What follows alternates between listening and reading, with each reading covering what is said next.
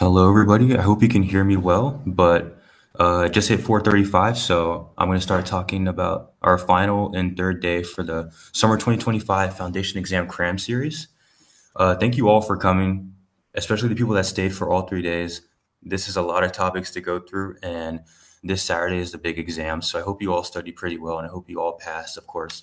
And after all that, I hope you all have an amazing summer, but let's get into the overview for the topics for today. Thankfully almost done. But for day three, we have base conversion. This one isn't bad.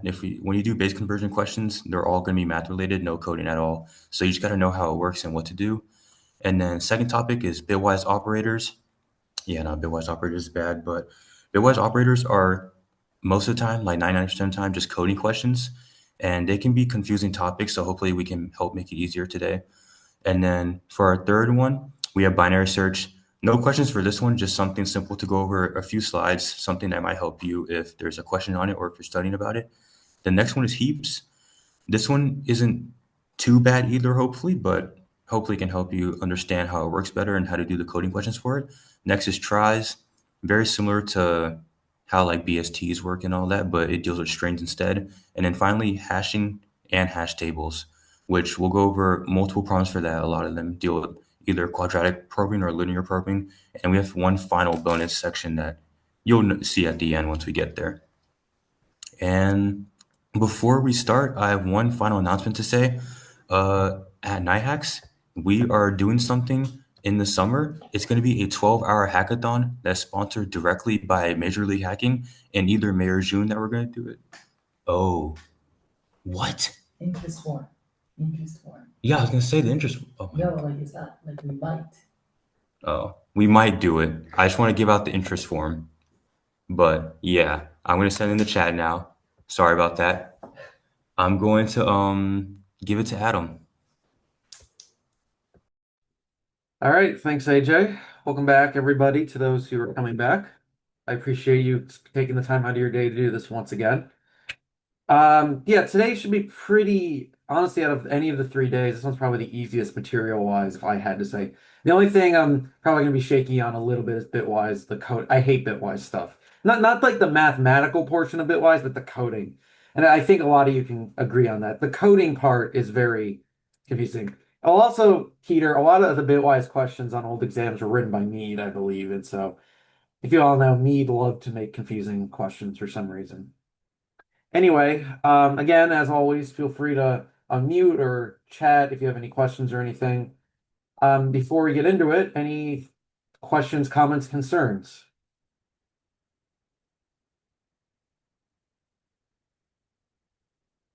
All right, let's just get on into it then. Start off with something fun. I love base conversion. People always say that base conversion should be quote unquote free points on the exam. Once you get the procedure down, you can just knock these out in not even 5 minutes if you get good at it. So base conversion. Remember, base conversion is based on the different bases of the number system. In day-to-day stuff, we use the decimal number system, digits 0 to 9. So you have 1, 10, 29, 571, etc. We're using the digits 0 through 9 basically to represent different numbers. Another common one you'll see is binary, where it's because remember, in decimal, even though it's base 10, oops, if I turn on my stylus, even though it's base 10, the digits go up to one less than that. So in binary, remember binary is base 2, so all the digits are only 0 and 1. Those are the only two options. That's another common one you see, and that's how computers work. All the code you will generate gets converted to binary, which is binary is just used everywhere in computational stuff. And then the other big one you'll see is hexadecimal, which if you remember is base 16. But with any base that's bigger than 10, when you start having to deal with digits that are bigger than 10, instead of using oops, wrong button. Instead of using a number, you use a letter A, B, C, D, E, F, etc. A is 10, B is 11, 12 is C, and so forth. So here's some different examples. And of course, there's other number bases as well. You could think of base, I don't know, base 12, for example. I don't know what it's called per se, but it would have digits 0 through 11, which would really be 0 through B. But then the main three you'll see are these three. Sometimes you'll see octal, which is base 8, but these are the main three I would. Hopefully, are pretty confident about decimal since you used that probably since you were a little kid. So here's just the table of the first 16 decimal, binary, and hexadecimal numbers. Just you can see again in hexadecimal, once we pass 10, it goes to letters. And then binary is just combinations of zeros and ones. And then if you were doing base 3, for example, you'd have combinations of 0, 1, and 2s, and so forth. So this makes sense? Any questions on this? I hope this is review.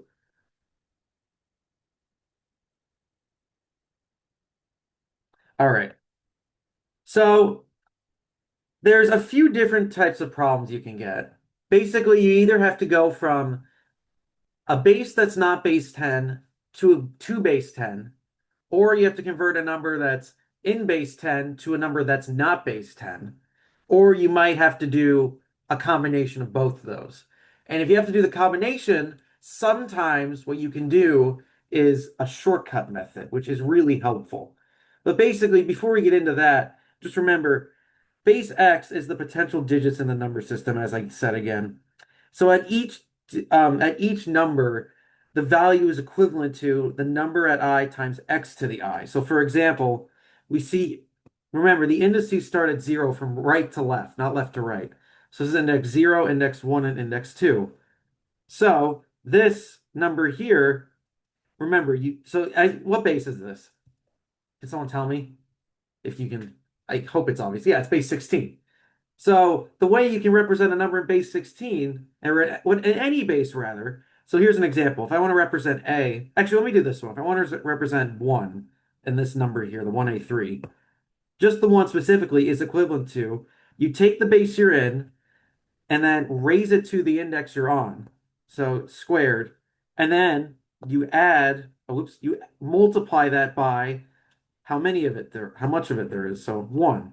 And then you could add it on to, you do the same thing for the next number. In this case, it's 16 times 16 to the first, where this 16 is coming from because you're in base 16. The 1 is coming from the index. And then this other base 16 is from, actually, that should not be 16. This should be 10. It's a, oh, I just read that wrong. Yes, this is a 10. My apologies. So it's 10 times 16 to the first. And then the last one's the same thing as just saying 3 times 16 to the 0. So does that make sense? Any questions on that? And then if you add all that up, you get 419.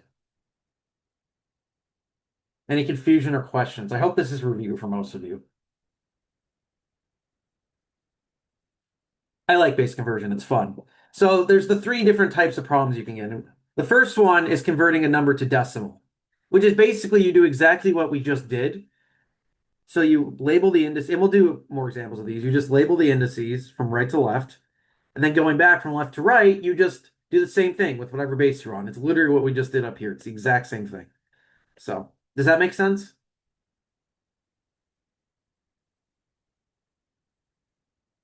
Okay. Now, if you're going from if you're want to try to, if you're in decimal and you're trying to get a base that's not in base 10, think about it this way, if you're multiplying to get to base 10, what do you think I'm going to do to get rid of base 10?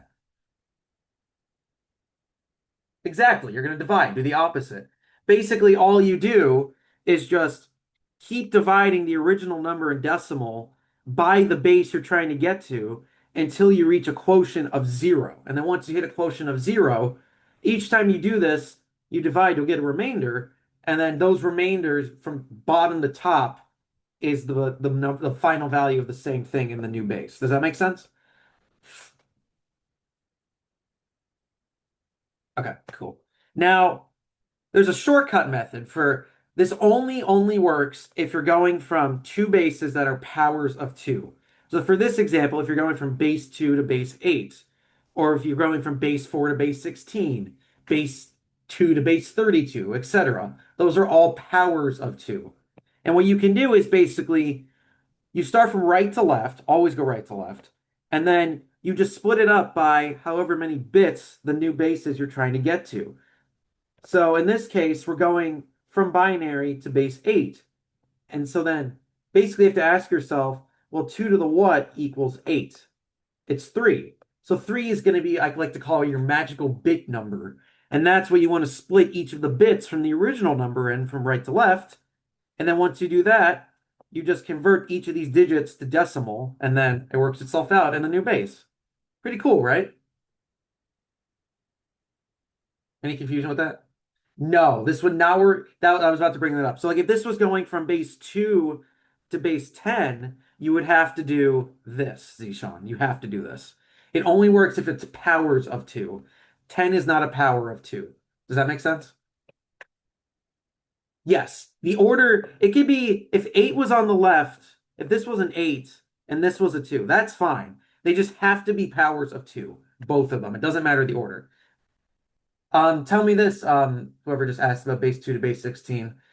Are 2 and 16 powers of 2? Yeah, so you can do that no problem.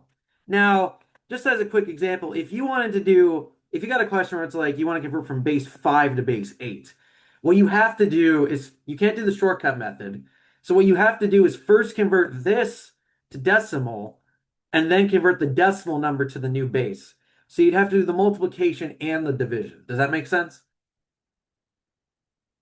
That's only when both of the bases are not 10 and they're not powers of 2. Okay. And again, let's do some examples here. Oh God, jeez. Sorry, I almost just spilled water all over my plug. That would have been bad. I'm okay. All right, let's get into this. So we're gonna do one problem base conversion, but it has a few of the different elements. Perform each of the requested base conversions. The base of each number is written as a subscript. Okay, so we have 4 problems to tackle. Let's just go one by one. The first problem is we want to convert 347 in base 10, so decimal, to base 5. Now, can someone tell me what do you guys think? Which of the 3 different types of which of the 3 different choices are we going to do? Are we going to do the multiplication, the division, or the shortcut technique? I have a divide. See if we can get a few others. Yes, you're going to divide because you're going from base 10 to a base that's not base 10, so you have to divide. Now, this might get a little tedious because remember, you do not get a calculator on this. So let's just take it slowly. So you just keep dividing the original number by the new base until you get a quotient of 0. So here's how I like to do this. 347 divided by 5. Again, I'm dividing by the base we're trying to get to.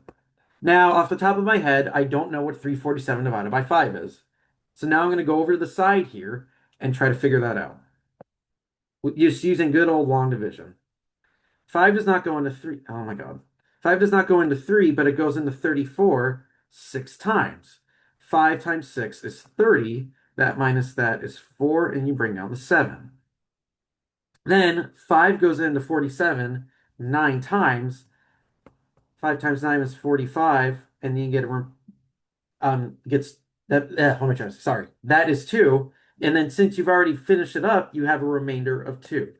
So then you go back over here and say, okay, well, that equals, not 49, it was 69 with the remainder of 2.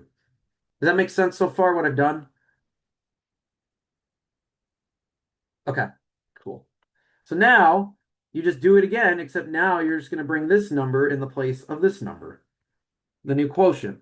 So now 69 divided by 5, and hopefully this should be a little easier now since it's a smaller number. That is 13 off the top of my head. Now, I don't know what 13 times 5 is, so let's figure that out real quick, because we have to figure out what the remainder is. 5 times 8 is 15, carry the 1, should be 65, meaning we have a remainder of 4. Yeah, everyone okay with that?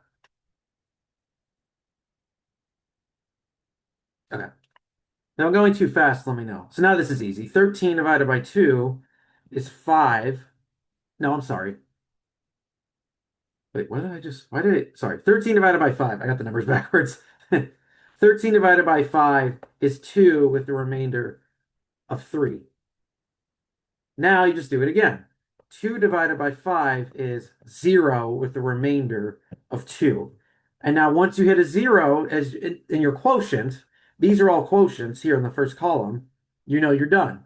So then you can just read the remainders and that's your final answer. Now, does someone remember, do you read this Bottom down or top up? Bottom to top, exactly. You read it like this. So the final answer in this problem would be 2, 3, 4, 2, and base 5. Does that make sense to everybody? Any confusion?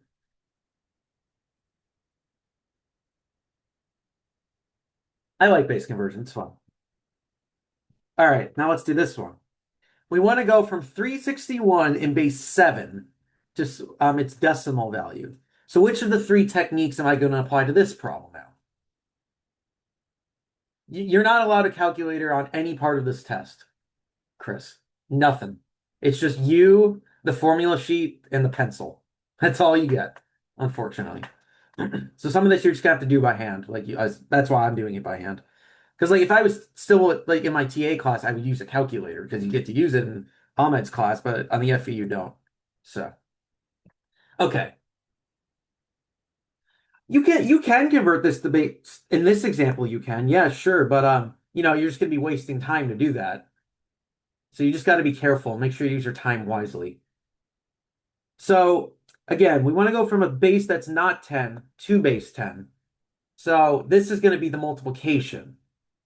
Remember, we do the division only if we're going from base 10 to another base. So now remember how this works. This is what we did above. You label the indices from zero or from right to left. So it's going to be index 0, 1, and 2. Then you go from left to right. And you just take the base you're at, multiply it by that exponent. Or raise it to that exponent. Sorry. So it'd be 7 squared. And then you multiply that by whatever the coefficient is. So in this case, it's 3. And then you just add it on to whatever the rest is. So someone tell me what the next one would be. Yeah, exactly, Kane. The next one would be 6 times 7 to the first, and then plus 1 times 7 to the 0. Does everyone understand how I got this? Okay, cool. So now let's clean this up. Because you have to get the final answer. This term, 7 to the 0 is just 1. So 1 times 1 is 1. 7 to the first is 7. 6 times 7 is 42. Come on. We're off to a bad start today, iPad. And then 7 squared is 49. And now I do not know what 49 times 3 is, so we'll do that on the side real quick. 9 times 3 is 27. Carry the 2. 3 times 4 is 12. 2 more, it's 14. Should be 147. And now it's just a matter of adding these three numbers together. So this, if you clean up a little, is 147 plus 43. And now we go off to the side and do that. Just write it out so we don't mess anything up. 7 plus 3 is 0. Carry the 1. Should be 190. So the final answer is 190 in base 10. Does that make sense? Any questions on this one?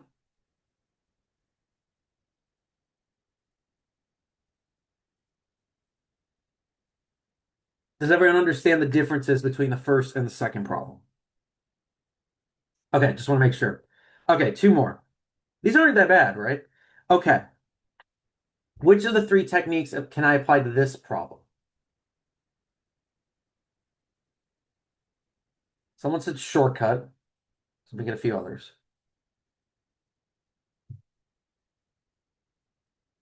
Yes, you can do the shortcut method on this one. Tell me, Zishan, you tell me why. You put question marks, so I just want to make sure you get it. Tell me why I can do shortcut method on this one.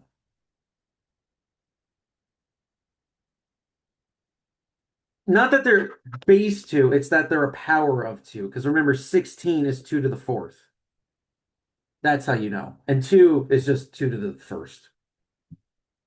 No worries. So yeah, so you can do shortcut method on this one.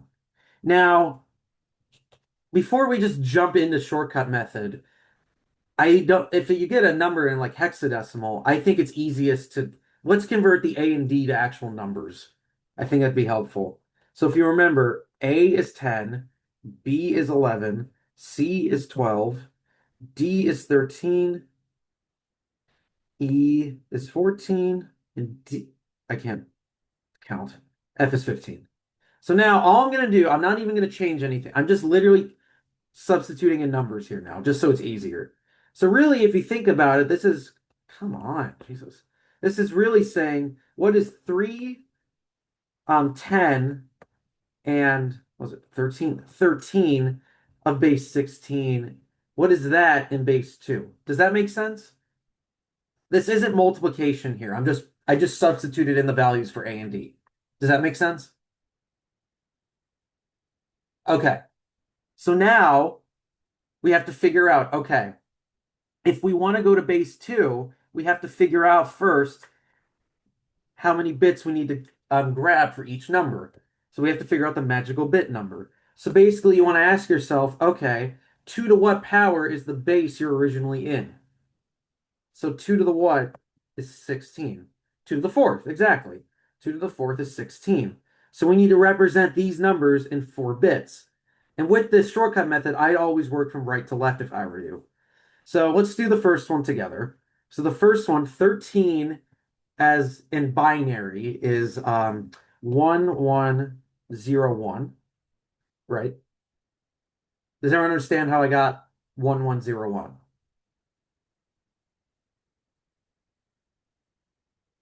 I have one yes. Yes, this is base 2. All I did was basically say, here, let me do this. This might make it a little more clear what I'm doing. Whoops. All I did is just now I'm converting these numbers to their binary values. So now let's do 10. Someone tell me what 10 is in binary. With 4 bits. Base 2 is binary. It's just an alternative name for base 2. You know, like base 10 is called decimal, base 2 is called binary. And yes, it's 1010. And then someone tell me what 3 is. 0011. Perfect. And then since we don't need to convert any other bases, we wanted base 2, we're done. So now just put them all together. 0011, 1010, 1101. And that's your final answer. Any confusion or questions on this?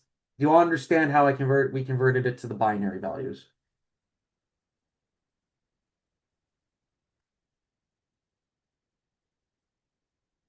Okay. The shortcut method you only use. Wait, what do you mean if you remember the binary numbers, Jared? Because you can still do it if you don't have the binary numbers in your head. Like whenever I see a number I'm converting to binary, I think about it real quick in my head. That just takes practice. Like if you have to, you could think about it like saying, this is because remember, this is almost like the multiplication thing. If you want to make sure you converted a number to binary correctly, just think of it as 2 to the 0, 2 to the first, 2 squared, 2 cubed. So that's 8 plus 4 plus 1. So that's 13. Does that make sense? That's just all I'm doing in my head to make sure I did that correctly. Does that make sense, Jared? That's okay. Um, does it make sense though a little? Okay, cool. All right, one more. What approach would I want to try on this problem?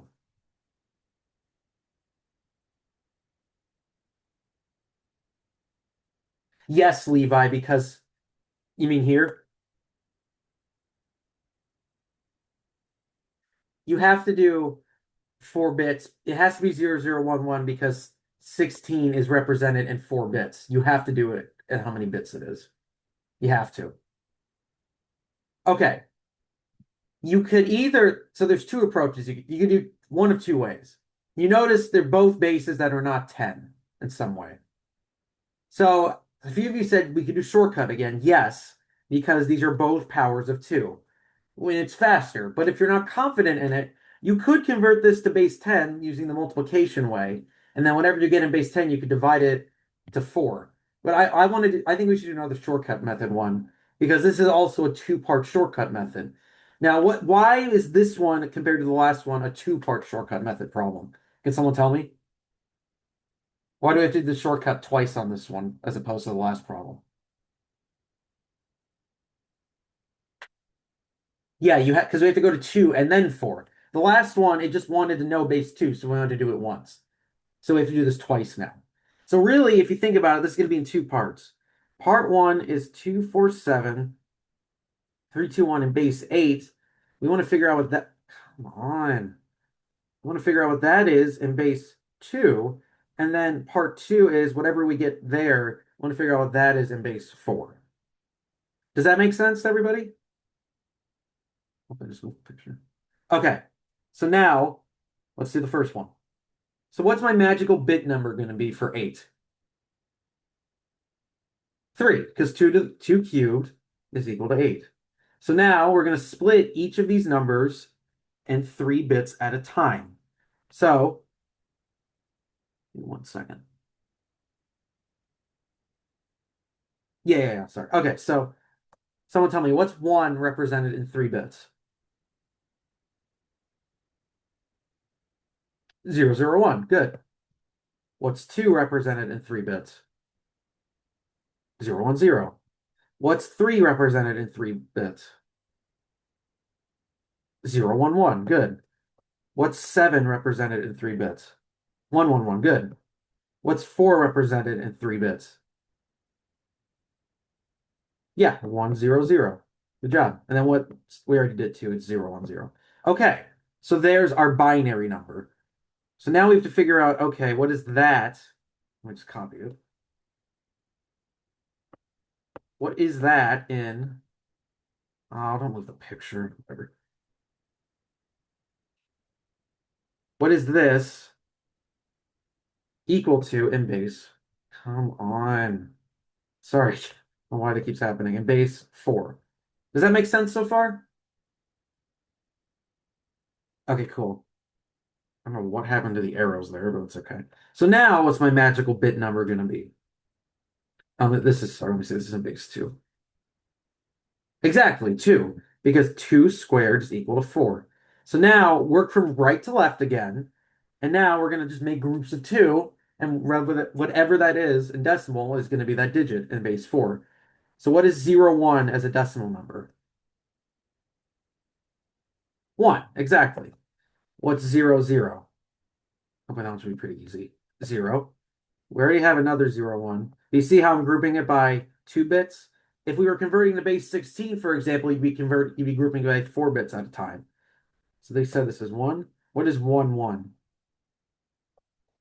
3. What's 1, 0?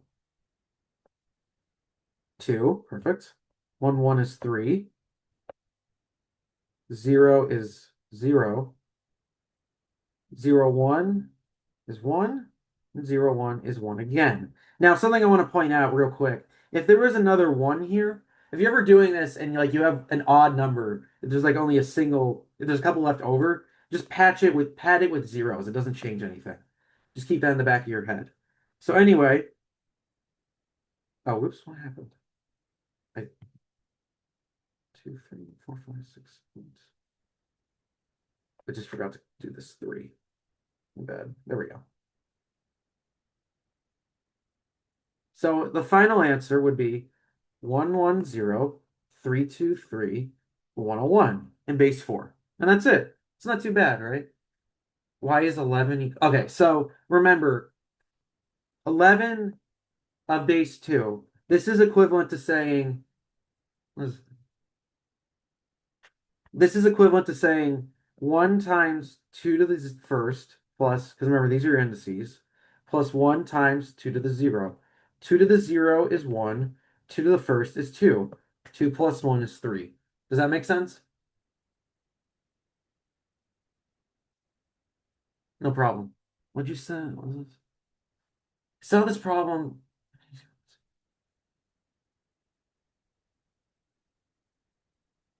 Why would you tell Peter, why would you go to binary if you don't? Why are you thinking you go to binary on that problem? You mean doing you can't because you can't do the shortcut method on that problem. Remember, the shortcut method only works on bases that are powers of 2. Is base 10 a power of 2?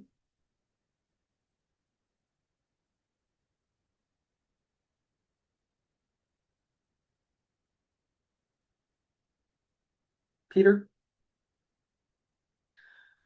You could do that, but I just think it'd be easier to just uh just do the division technique. Why do two parts of a problem if you only can do one, right? That's just me. I mean, it's up to you. Personal preference. So, all right, does all this make sense to everybody? Any questions?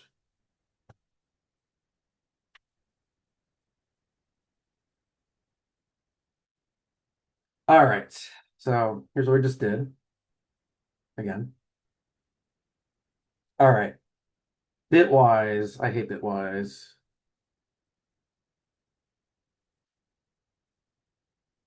Correct. Correct. What you said in the chat. Unless because remember, if you're going, for example, from base 3 to base 7, you have to bring it to 10 and then bring it to 7 from 10. Does that make sense? Sometimes you have to do both of those together. All right, Bitwise. Why use Bitwise?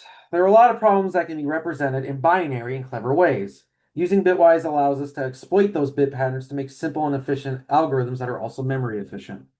So there's three different main operations. There's AND, OR, and XOR. And notice how all the characters are single. Like, if you're doing an if statement, you'd write OR like that. They're single to represent it's a bitwise operation. I hope does anyone confused on what AND or means? Okay. Then remember, XOR is basically only true when one of the bits is on but not the other. So that's just something else to keep out the look for. That's how XOR works. Yes, exactly. Now, XNOR is something you won't see in the exam, but it's good to know in your head. XNOR is the opposite of this. All the outputs would flip. And then there's also the not operation, not basically flips anything, flips the outputs.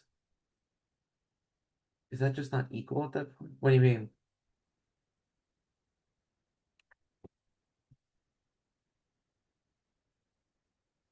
What do you mean, Zishan?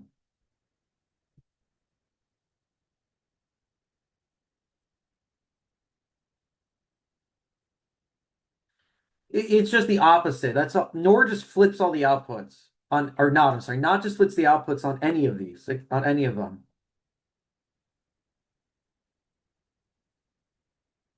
One or the other. So basically, if you applied a not operation here. Oh, okay. Yeah, I was talking about XOR. The opposite of XOR is called XNOR for X not OR. Remember, you could do NOR for not or NAND for not and. It's just if I was going to do not and, for example, this would be a 0 and these would all be ones.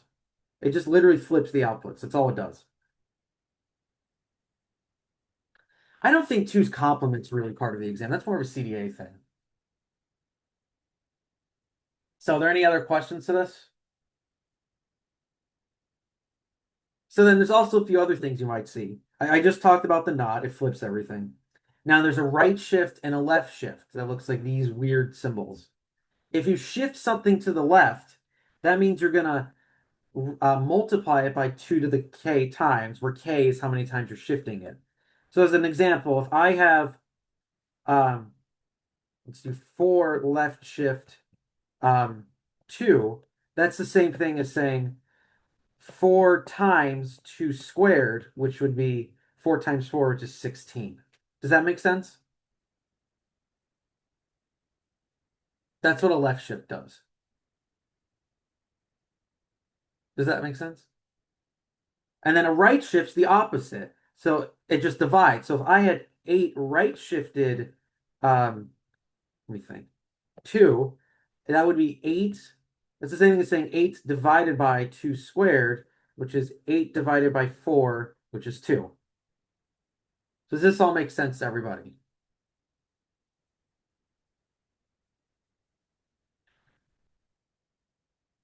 The base of like the shifting base, yeah, it's always 2 because it's binary. Binary is always base 2. It's the same thing. It's the same name. So, and then like as you may know, all these they're encoded in binary. If you just apply it, like here's an example code, you can just apply normal numbers to these bitwise operators. You don't have to cast it or anything because it'll just do it on its own. It's encoded in, but just remember these are singles, not doubles. Don't write doubles on Bitwise, write singles.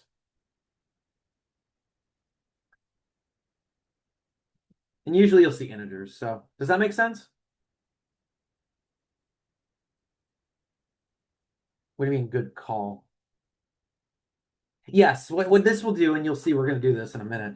Basically, it does the binary value, but then it spits out whatever that binary value, it converts it to decimal from that binary value. It's basically doing base conversion behind the scenes. And you also know it's printing out integers because it's %d. So, okay. I apologize right now. I'm going to be a little shaky on the coding question. I think a lot of us are going to be. The last ones should be fine though. So basically, you write that mean you just work on the way in. You just left shift x by 1. So that's basically multiplying x by 2, and then taking the XOR of that by n. Does that make sense? Yeah, these questions are not fun. So let's try to do this. An organization has 30 groups of employees labeled as groups 0, 1, 2, all the way up to 29. Each individual employee is assigned to some subset of those groups. The set of groups to which an employee belongs to can be stored in a single integer called the employee's access code, based on the bits of that integer. For example, an employee in groups 0, 3, 13, and 18 would have access code 2 to the 0 plus 2 to the cubed plus 2 to the 13th plus 2 to the 18th, which is equal to, what is that, 270,345. There are several shared drives at the organization. Each shared drive is accessible by any employees in a specific or a specified set of employee groups. The access code of a drive is specified exactly as that of an employee. If all employees who belong to either groups 2, 3, or 6 should have access to a shared drive, then that drive's access code is 2 squared plus 2 cubed plus 2 to the 6, which is 76. So an employee with access code 270345 would have access to a drive with access code 76 simply because they're part of group 3, which matches both of them. And all employees in group 3 get access to the drive. Write a function that takes in employees' access code, emp code, as a single integer, an array of integers, drive codes, storing the access codes of every shared drive in the organization, and the length of that array, num drives, and returns the number of the shared drives that the employee with the given access code has access to. Okay, I'm guessing a lot of you are confused.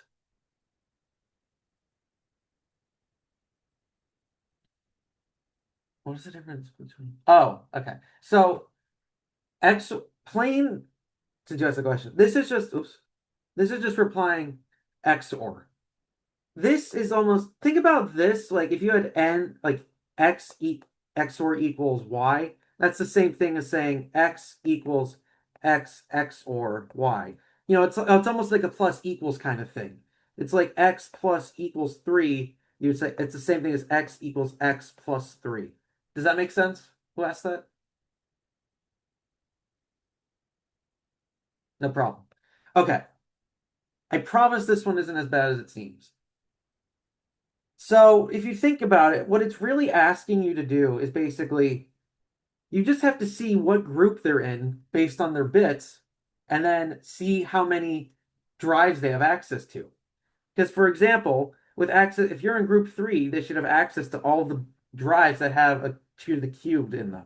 People in group 3 will have 2 cubed in their access code. And so if you check their access code with the drive codes, then you'll be, if they have the same number, you know they have access to it. Yeah, pretty much.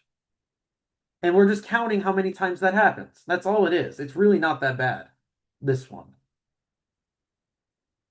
Partial credit, usually with these, you need a loop of some kind. And then I would just try, if you're confused, put down one of the bitwise operations. You think the one that makes most sense. And then just do the best you can. So, should I draw this out for a second? Will that maybe help? Okay. So imagine, let's just say there's 5 groups. I don't want to make a giant array.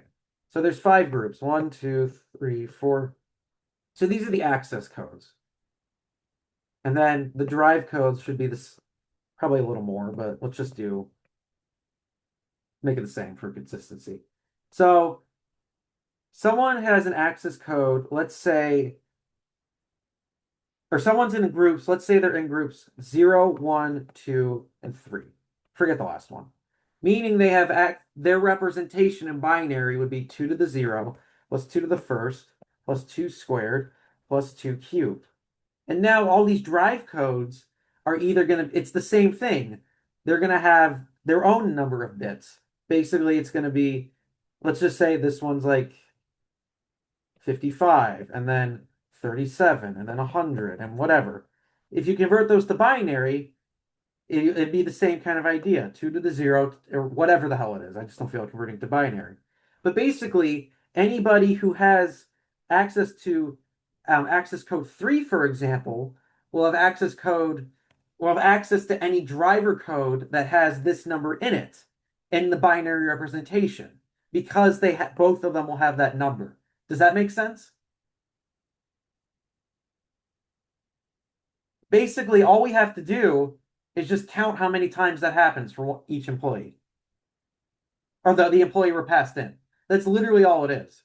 We just have to say, okay, hey, is this drive part of my employee's number? If it is, great, increment a counter. Is this one? Yes or no? If it's not, forget about it. Is this one? Sure, maybe it is, add it. If this one is yes, add it. So it's really not that bad if you think about it. Exactly. If that employee has any of these, whatever 37 is, if 37's binary representation has any one of these 4 numbers, you count it.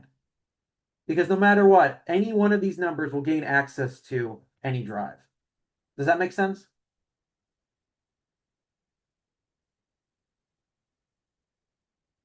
Okay. So we don't even need to shift, actually. We don't want to shift anything because we don't want to shift anything, Zishan, because then we'll mess up the employee codes and stuff. That'll mess up the numbers.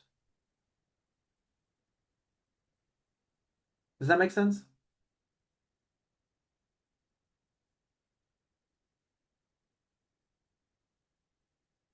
What do you mean make a copy?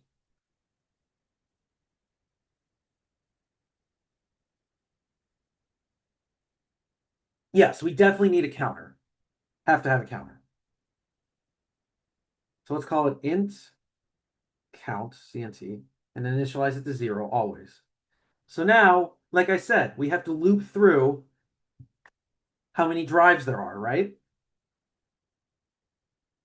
Yeah, we need a loop. We have to check all the drives that are possible and see if the employee's code matches up somehow. So for int I is equal to 0, what do you think I is going to be less than? I is less than num drives. Perfect. Because that's what we're checking. Num drives I plus plus. Okay, so now we just have to check, hey, are any of their bits, is their binary representation in the binary representation of the driver, or the current driver? So we have to apply a mask for that when we check. So what operation of the bitwise do you think I'd want to apply here? And, good, exactly. So basically, if the emp code, their code,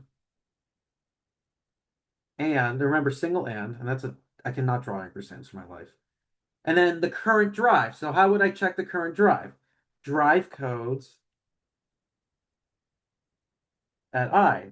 Now, you're correct who said it's not, you wouldn't want to say equal to 0 because if it's equal to 0, that means the employee code's not even in existence. You don't want that. Yeah, greater than 0 or not. You could also just say not equal to 0. We'll just do that. I think that'd be easier. So if it's not equal to 0, you just increment your counter. Count plus plus. And then all you have to do is just return count. That's it. That's literally all it is.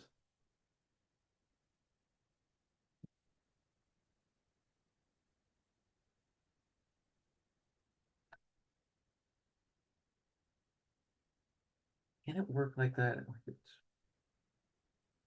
What do you mean?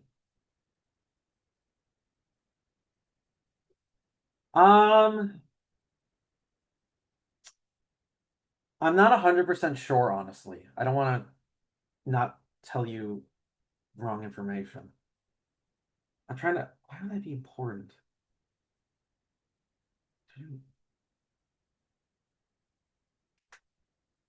Oh, because that's why. You have to do that because it's checking whatever the value of the mask is. And if the mask is 0, that means it doesn't exist. There's not a matchup. Does that make sense, Kane? What about if it's only M code? You have to do this. You have to check if it's not equal to 0. Because again, if it's equal to 0, that means none of the bits match whatsoever, meaning that they're not in that drive whatsoever. Because this is going to return a value, but you have to check the value to see if it's against whatever you're trying to like test it against it on. Does that make sense? Okay. So masking, this is a mask. Masking is literally just applying one of the operators to something. And, or, X, or, not, shift, whatever the hell it is. That's really all it is, if you think about it. And then it'll spit out the result of both of those bits on that operation. Shifting's part of it, yeah, but and, or, X nor, whatever.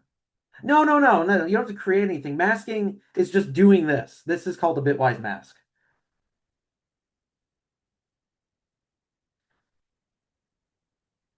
I think you need the 0, Aiden. Again, because if you compared a number of binary to another number of binary with the AND operation, and none of the bits matched, they were all zeros on the output, that means that there's not a match in any one of the numbers. So because of that, you have to check that. You have to check if it's not equal to 0. Yeah, always try simple. They try to really overcomplicate these. Just take it simple if you can. Sometimes they are a little more complicated, but just take it simple. The other one, there was another one we had up here originally, but you could do that, Natalie. That would work. That's understandable, Kane. Yeah, because that's what it says in the problem. If one of their binary digits match with the binary digits of that current act or current drive, they have access to it. That's just what we were told in the problem. So, like, if you get a question like this, you just have to read it over and over again. I don't think you're allowed to ask questions on the FE. Yeah, you can compare it. Well, no, I would not compare it to 1 because this is not going to spit out 1. This is not like a normal if statement where it'd be like 1 or 0, true or false. All these mask operations, remember, spit out a different binary value. So it could be anything. It could be 0 to a million. It could be anything. So don't compare it to 1. Does that make sense, AJ? Bitwise is just, I'd be honest, like some of the coding problems I don't fully understand either. It's very hard. And you know what? That's okay. Bitwise is not the strongest suit for a lot of people. I wouldn't stress about it. So, any other questions before we move on?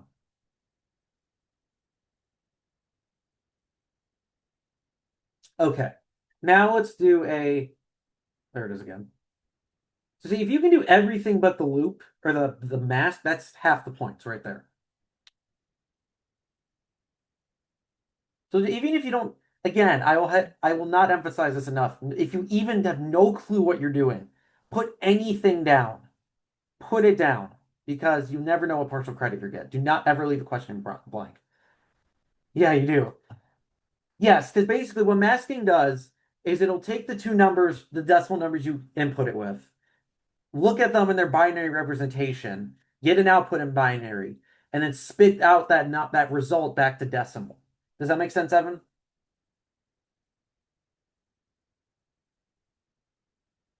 Yes, correct, Jared. Correct. That's what the whole point of the problem was.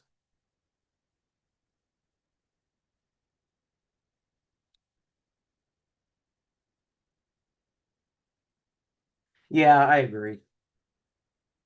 So, all right, let's do this one. Determine the value of each of these arithmetic expressions and C. Please use the space below for your scratch work. All right, this is going to take a little bit of tedious work, but I'd rather do this any day over the other one. Does anyone remember how to solve these? And we'll work through it together, but like, what's the process?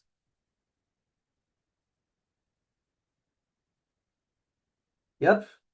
Going back to base conversion again. So let's just do one at a time. Let's do the first one. 56 or 17. So we have to convert these to binary. So let's just do each one first. We have to figure out what 16 in base 10 is equal to in base 2. So which of the three operations can I apply on this?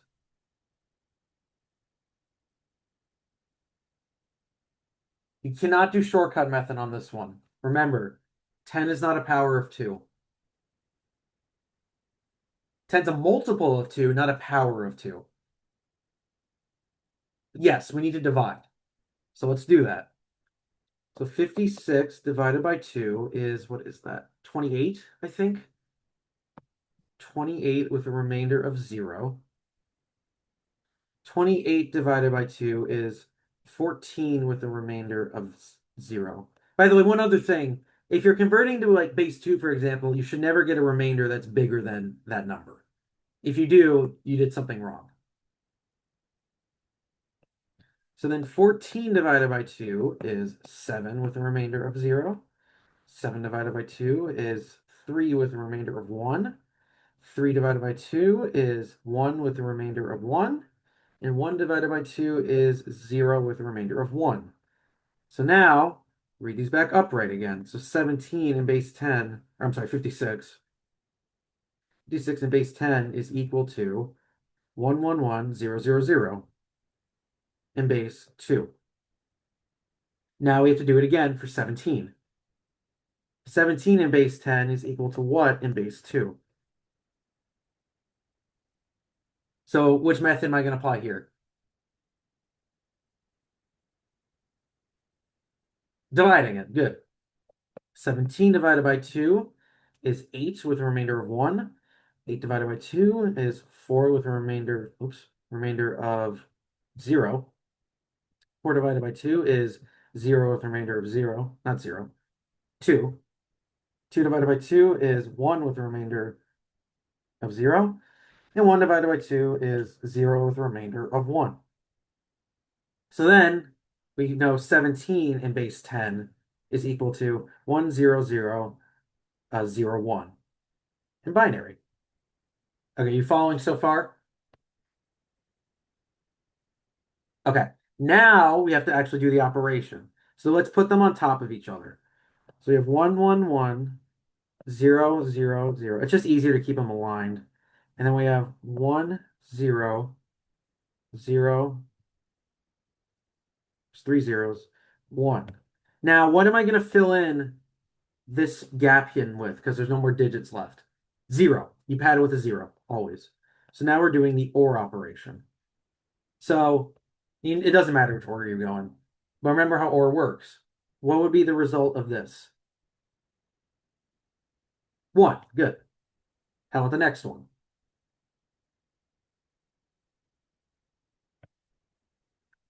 1. And then another 1. Now if it's 0, it's 0, 0, 1. Remember, or one, if one or the other is active, it's true. So does that make sense how I got 1, 1, 1, 0, 0, 1? Okay. Now, step 3, we have to convert this number back to decimal. And again, this is literally what, like, on this is exactly what this is doing behind the scenes. That's what these bitwise masks do behind the scenes. So now let's convert this back to decimal. 1, 1, 1, 0, 0, 1, and base 2 is what in base 10? So which operation am I going to apply here?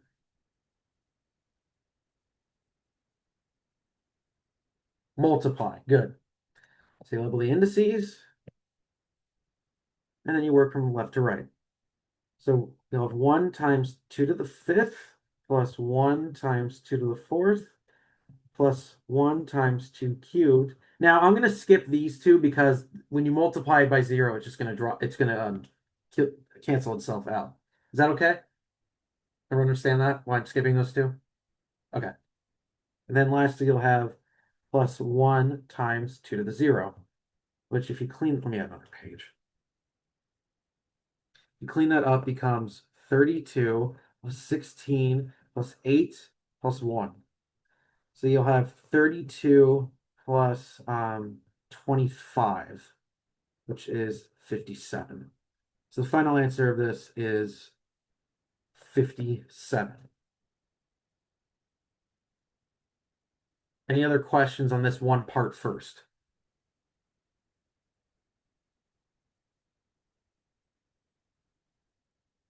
Okay, got two more, four to go. The last two shouldn't be that hard though. Okay, now it's the next one. If we want to do different color to keep it consistent, so if we want to figure out 47 and 83, what do we have to do? Same thing, right? So first, let's figure out 47 in base 10 is what in base 2? So which technique am I going to apply?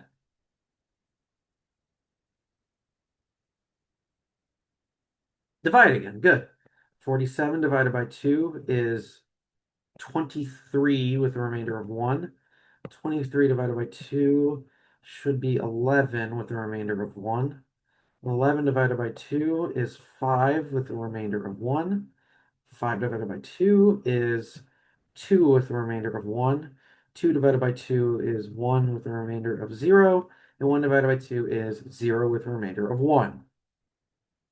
So now we know 47 and base 10 is equal to 101, 111, and base 2. Now let's do the other one. 83 from base 10 to what in base 2? Same process. 83 divided by 2 is, what is that? 41, I think? Right? Is 80, is 82, 42 times, yeah, 41. 40, man, 41 with a remainder of 1. I think it's 41. 41 divided by 2 is equal to, it should be 20 with a remainder of 1. I gotta move this over so my palm, sorry about that. Remainder of 1, 20 divided by 2 is 10 with a remainder of 0. 10 divided by 2 is 5 with a remainder of 0. 5 divided by 2 is 2 with a remainder of 1. 2 divided by 2 is 1 with a remainder of 0. And 1 divided by 2 is 0 with a remainder of 1. So we know that, what was it? 80 something? 83 and base 10 is equivalent to 101, 0011 and base 2. Yeah, I agree, but they don't. Okay, so now let's do the same thing. And again, the order you put them on top or under, it doesn't matter. So I have 101, 0011, above 111, 101, and again pad with an extra 0. Now we're going to apply the and now let's do it. So tell me which combination of ones and zeros would make true? Or spit out 1, rather. When both are 1. Good. So this one would be 0, 0, 0, 0, 0, 1, 1. Does that make sense to everybody? Yeah. Seems like it. So now we just have to convert that back to decimal. This one should be really easy. Yeah, it's 3. 1, 1 in base 2 is the same thing as 3 in base 10. Now we're going to do the steps for that one. And it's 3. Good job. Making sense so far? All right, let's keep going. Let's do the rest. The last two won't take as long. Okay, part 3. We want to figure out 79 XORed with 36. Okay, so 79 in base 10 is what in base 2? Division again. 79 divided by 2 is equal to, ooh, what is that? 39, I think? Right? Because 40 times 2 is 80. 39 times 2 would be, yeah, 39. 39 with a remainder of 1. 39 divided by 2, that should be 19 with a remainder of 1. 19 divided by 2 is, I'm blanking all of a sudden. 9 with a remainder of 1. 9 divided by 2 is My brain just shut off all of a sudden. 4 with a remainder of 1. 4 divided by 2 is 2 with a remainder of 0. And 2 divided by 2 is 1 with a remainder of 0. And 1 divided by 2 is 0 with a remainder of 1. So we know that 79 in base 10 is equal to 100, 1111 in base 2. Now let's do it again for the other one. 36. 36 in base 10 is equal to what in base 2? 36 divided by 2 is 18 with a remainder of 1. Nope, 0. 18 divided by 2 is 9 with a remainder of 0. 9 divided by 2 is 4 with a remainder of 1. 4 divided by 2 is 2 with a remainder of 0. And 2 divided by 2 is 1 with a remainder of 0. 1 divided by 2 is 0 with a remainder of 1. So 36 as binary is equal to 100, 100 in base 2. And if you want to check yourself, you could quickly think in your head the multiplication method and just make sure you get the same thing. You could always do a self-check. Anyway, let's now do the actual operation. So we'll have 100, 100, and then make sure you always put the second number from right to left. 1 1 1 1 is the 4 ones. 0 0 1. And we're going to pad with a 0. Now I'm applying XOR. So when does XOR spit out true?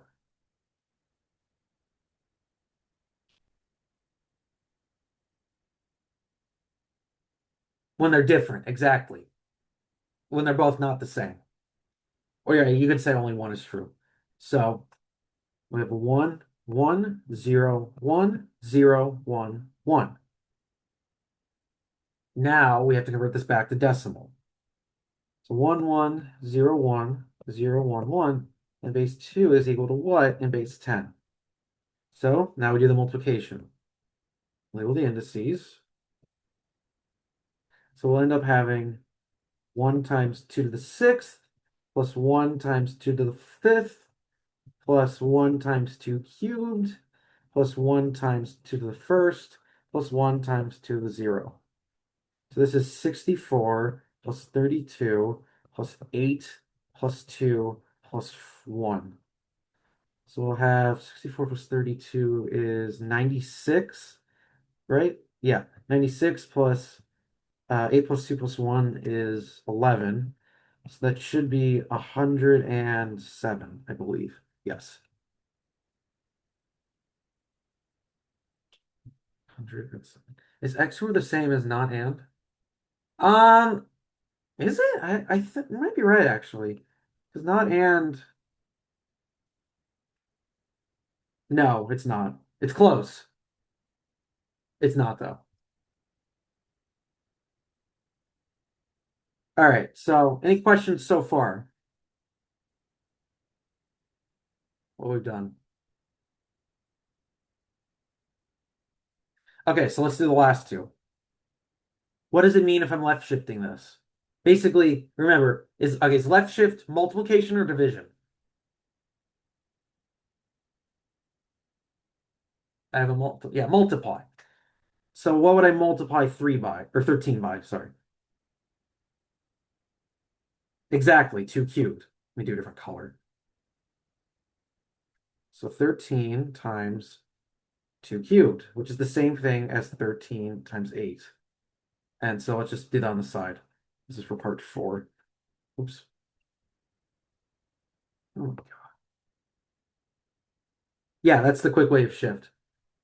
So now 13 times, what was it, 8? Yeah. Times 8 is 8 times 3 is 24. Carry the 2. Should be 100. Yeah, 104. That's it. Done.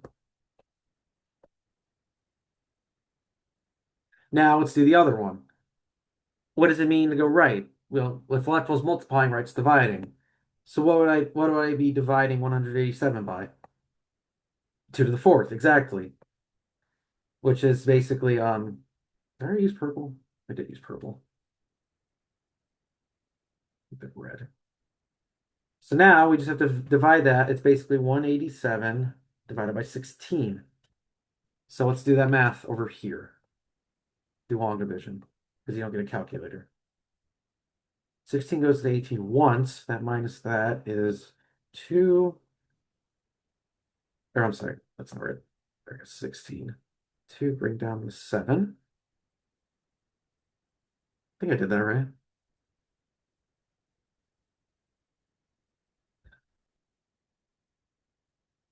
Wait, why'd you say that mess up? I saw you, probably put 16 with a question mark. Okay, I was confused. No worries. And then 16 goes into 27 also once.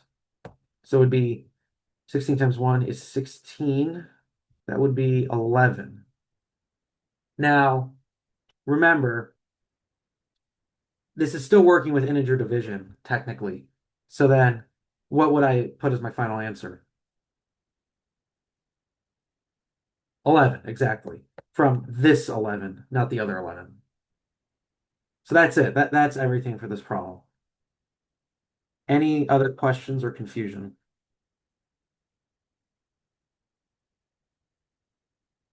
I agree, Evan. I'm with you. Any questions or confusion how we did these?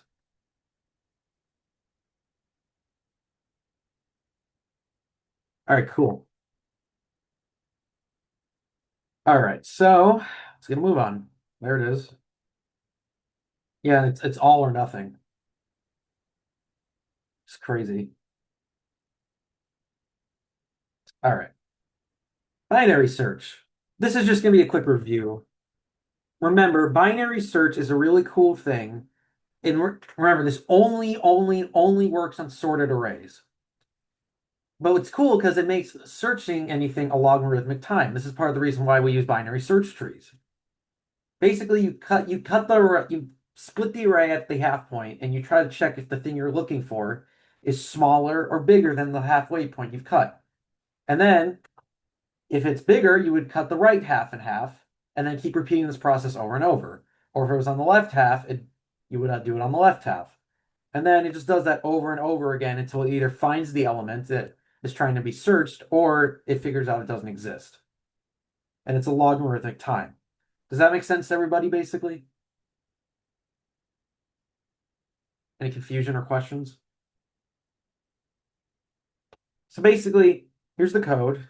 You just start from the left and the right, and then you don't want the left and right to cross yet, because once the left and right cross, the left and right indices, that means you know it's not in the array, the thing you're looking for. But otherwise, you just follow the same thing. You find the midpoint, see if it's at the midpoint. If it is, great.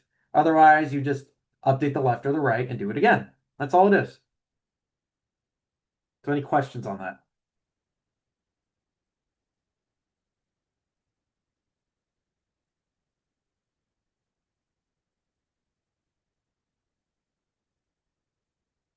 Um, why is that there?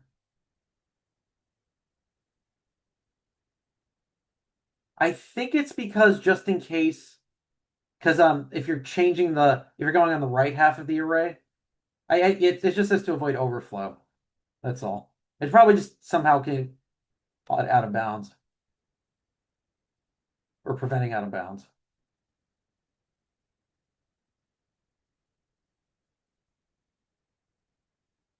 I think it's just to make sure that it like purposefully excludes everything that you don't need anymore, because otherwise it'll mess up the indices. Like it'll start searching from 0 again or out of bounds. That's why, I think. So, any other questions on this?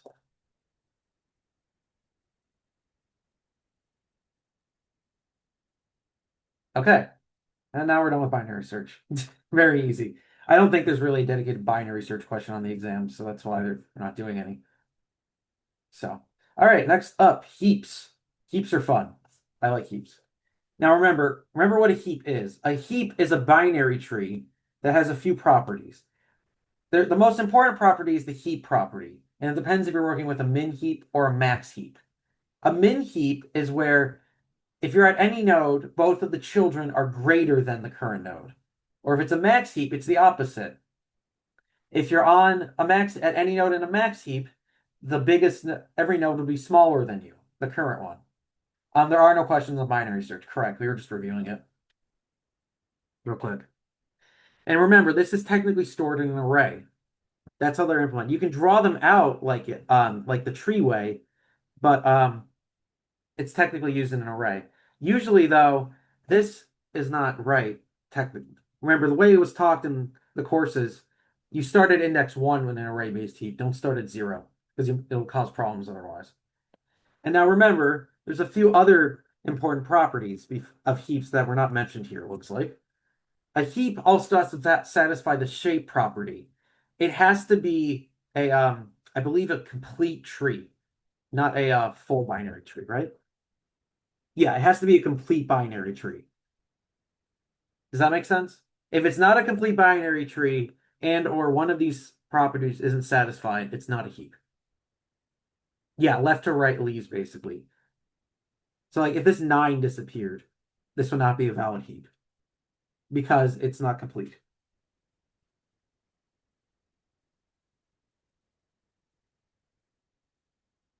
Give me 1 second.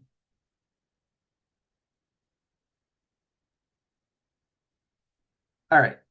Any questions so far?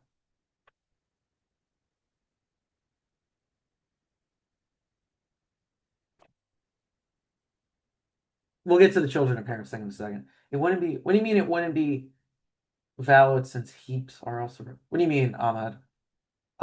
It's a complete tree, Evan. It's like a binary tree because on the lowest level, basically there's no gap between the children. Like you can't. You have to have it going from left to right all the children to be a complete tree. This just kind of goes back to binary search trees a little too. I always get complete and full mixed up. Complete full is that every node has at least 2 children except the leaves. Complete is that the leaf node, like the second to last level, so this level in this case, has children from left to right. There's no gap basically in the children. Does that make sense?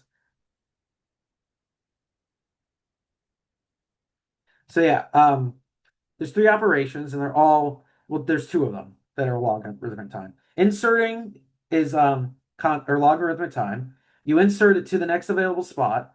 In this case, where would I insert to this heap on the left if I want to insert something new? Right, of 6. Good. And then you just percolate it up to the root. Now, if I wanted to delete from this heap, what would I do? What would I delete?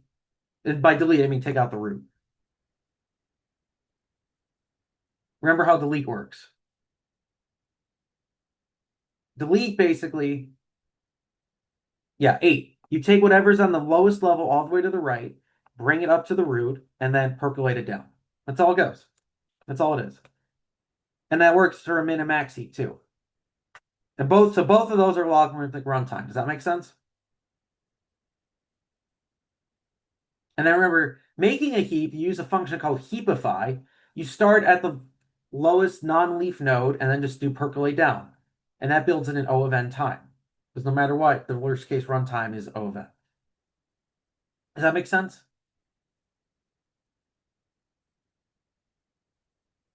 I don't think it's the opposite. I think it's always far right. Because you bring up whatever's available at the next available spot, King. Or before the next available spot.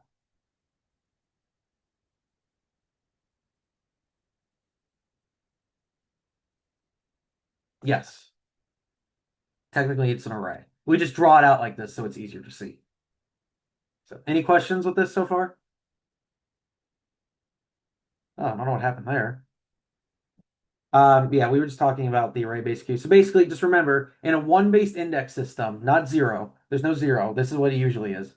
The parent is at the current index of the node over 2. It's at half of it. The left child is at the current node times 2. That its index times 2 if it exists. And the same thing for the right child. It's 2 times the index of that node plus 1, though. That's all it is. So if I wanted to find the left child of a left child, what would it be? What index?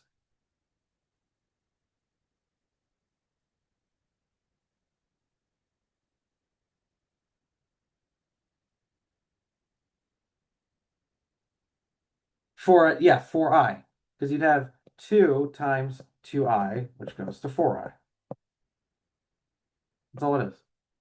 And if you're unsure about if you did it right ever, draw an example and you'll be good. So, any questions so far? Okay.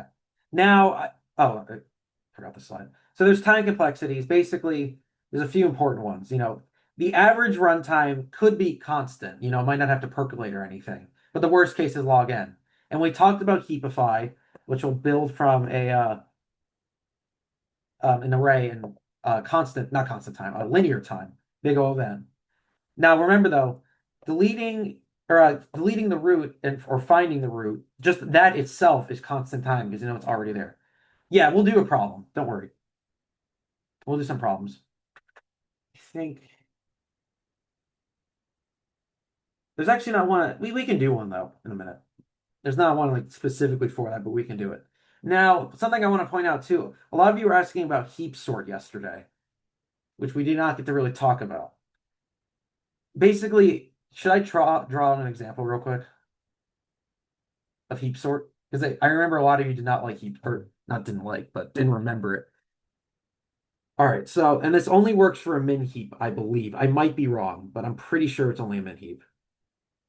So let me draw a heap.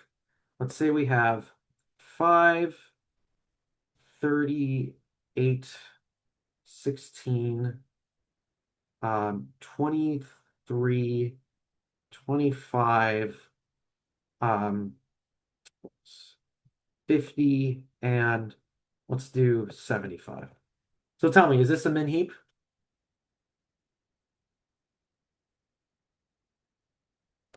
Would this be a min heap?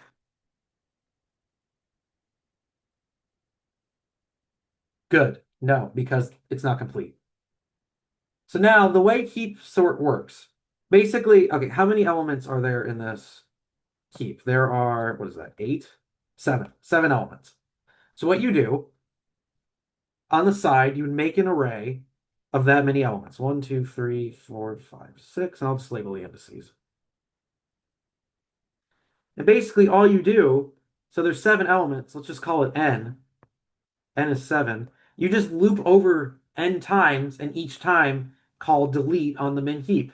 And then in doing so, with all the percolating, it'll, and then whatever it spits out from deleting, you save it into that index in the array. And then whatever it spits out after doing all that, it'll be in sorted order. So let me trace through this. So if we call delete on the heap, basically, what are we going to delete first? What number? 5, yes. No, this array, basically what we're doing, this resulting array is not a heap anymore. This is just a normal array that's sorted. We're destroying the heap in doing this, Sebastian. That's why we're starting at 0 now. So yeah, we're going to remove 5 because we want to remove the minimum from the tree, the heap. You want to delete the root. That's how deletion works. So we take out 5, put it in our array. Now we have to do the process of deletion. So what node would go up to the root? Be careful. Remember how deletion works. You take the node that's on the lowest level all the way to the right. So you bring up 75. So if you bring up 75, this branch gets deleted. But now you have to percolate 75 down. So this is a min heap. Which way do I want to go in percolating? Left. And then where would I go from 16? Left again. Exactly.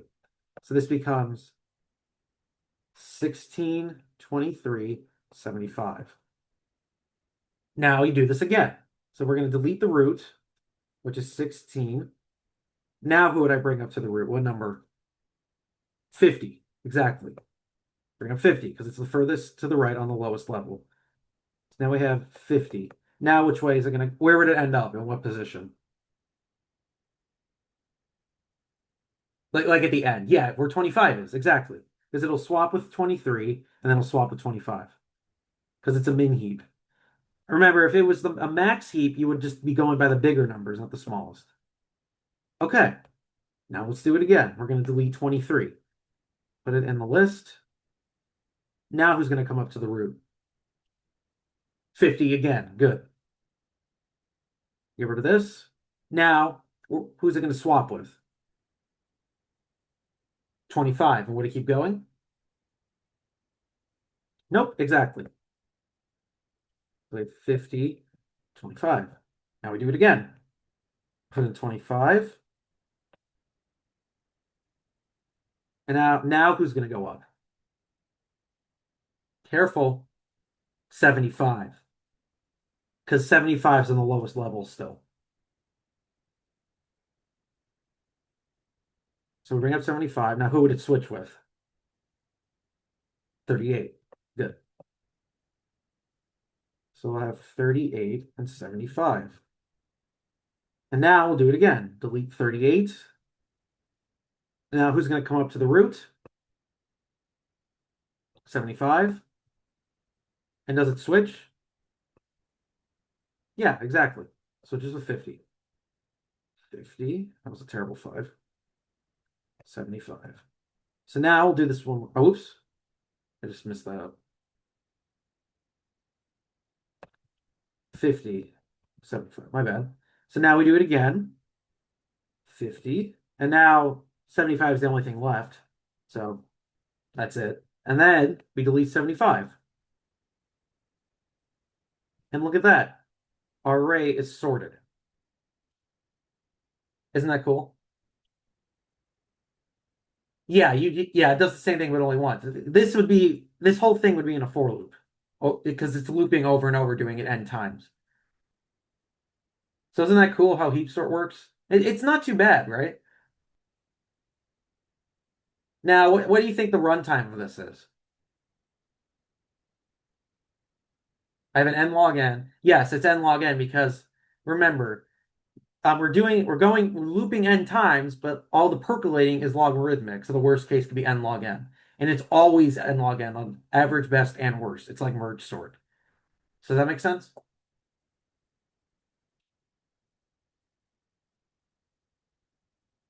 Okay. Oops. So now we're gonna do the first question. So here's just the slide about it, basically. Oh, can you do it on max heap? I guess you could do it on max heap, except it would just put it in reverse order. So let's do this problem now. Okay, a few parts. N log n for creating. The n log n part again, because we have to loop n times to fill in this array, and then every time we call delete, that's logarithmic because of the percolating. Does that make sense, Kane? Okay, cool. All right, here we go. 10-point question. A heap is represented by the array below. The first item is stored at index 1. Answer the following questions, and please answer the data at that index and not the index itself. Who's the left child of 13? This was on Ahmed's final exam, too, actually. Who would be the left child of 13? 19. Good. Because the left child is at 2 times the index. So it'd be 2 times 3, which is 6. 19. Now, who would the right child of 16 be? 20. Good. Because 2 times the index from 16, 4 times 2 is 8, plus 1, 20. Now, who's the parent of 24? What number? 13. Good. Because even though 7 divided by 2 is 3.5, you round it down, so it'd be 13. Does that part make sense? Cool. Okay, now consider this following tree. Is it a valid min heap? Be careful. I have some yeses and nos. It's not, because even though the heap property is being satisfied, exactly, 71 would need to be the left child of 41. It's violating the shape property. It's not complete, exactly. So this is not a min heap. I'll say no, violates shape slash complete property. And you wouldn't hurt to put an example saying like something like 65 has a left child when it shouldn't be. So does that part make sense? It's my handwriting. Okay, cool. Now we have some code. Consider a min heap stored in an integer array of size 100, which is globally declared. Complete the percolate up function below that takes an index and performs the full percolate up operation for the item at that index. While writing the code, you can assume that there is a swap function available for you that is described below. And you can see it swaps by reference. So think about how percolate up works, remember? And we're doing this with a min heap. So in a min heap, we want to be careful with, well, first, let's just take care of this. How would we, what index, what am I going to want to put in here, you think? What do we have to check before we start percolating? The index, exactly. It's like your base case in a way. Because if you're at index 1, there's no parent, so you can't percolate anywhere. This is going up, remember. So if index is 1, that's part of it. Does that make sense?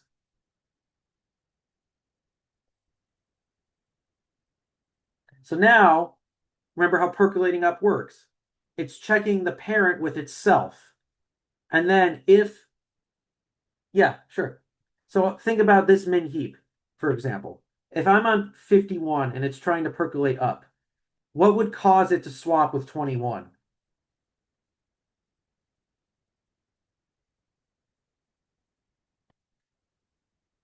Exactly. If it's greater, if the parent is greater, that means you need to switch it. Otherwise, it's not going to satisfy the min heap property. If it was a max heap, it would just be less than. So now that's literally all you write. So you say, if, excuse me, we use the heap array that we were given. So if heap array at the index, right? Because oh no, I'm sorry, not the index. We check the parent first. So how do I check, what index is the parent at again? Index over 2.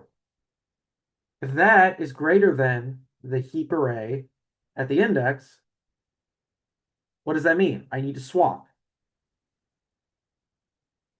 So now you have to actually do the swapping. So call the swap function by passing in the reference. Heap, and the order here doesn't matter. An index over 2, and then the address of the heap array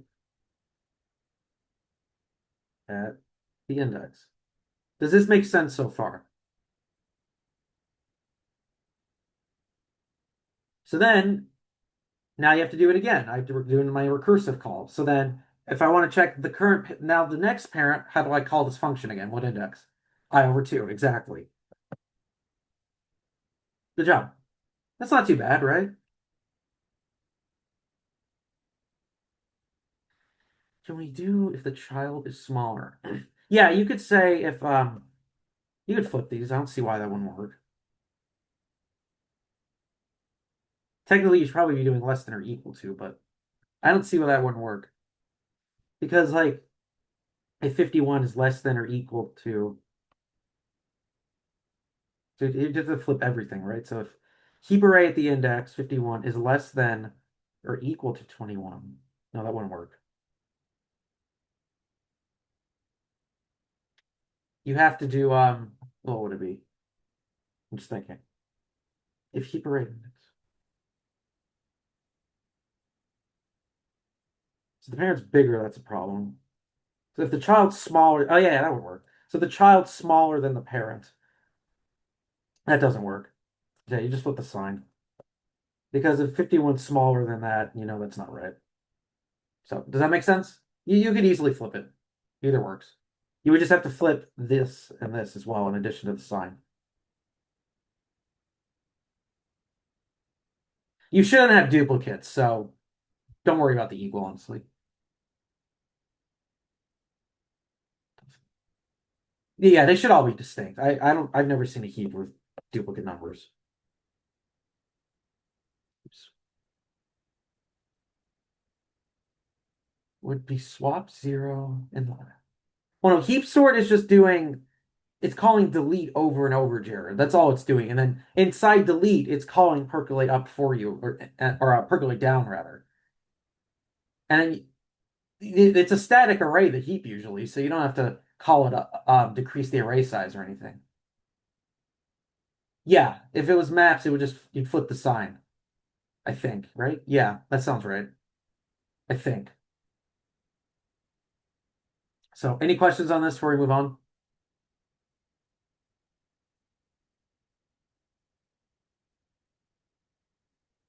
Okay, this is a good question. So there it is again. What we just did. Okay, this one was from my foundation exam, actually. Let's do part B first. Get the easy part out of the way. Okay. What's the runtime of building an unordered array of size n using Heapify? Careful. Heapify. Heapify always works in constant time, just n. Or not constant, linear time. I keep saying constant, linear time. It's big O of n. Heapify can build a heap in linear time. Make sure you remember that.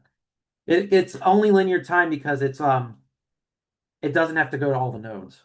So there it doesn't have to do any deletion or percolating really. Does that make sense? Partially because it's not sorting. Heapify will make it a min or a max heap. Usually it's a min heap. So like here, we can do a quick example. So let's just have an array. If we have 15, 2, 18, 5, 23. That should be enough. So originally this is what it would look like before we do Heapify.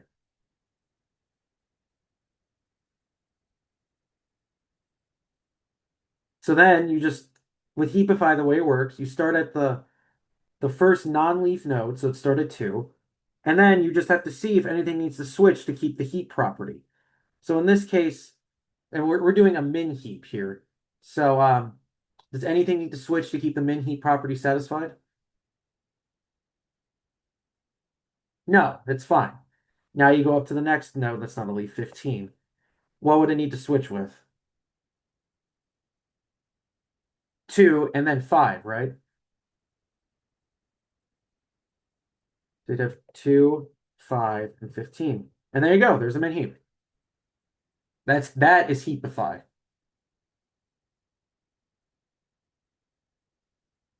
So does that make sense? How that works? Okay, cool. But yeah, and it runs in just linear time because I think also partially it's not bringing anything up. It's just doing the swapping too, which is constant. So anyway, I can leave that here, I guess. So anyway, let's go back to this. What is the worst case runtime for inserting into a binary heap with n items?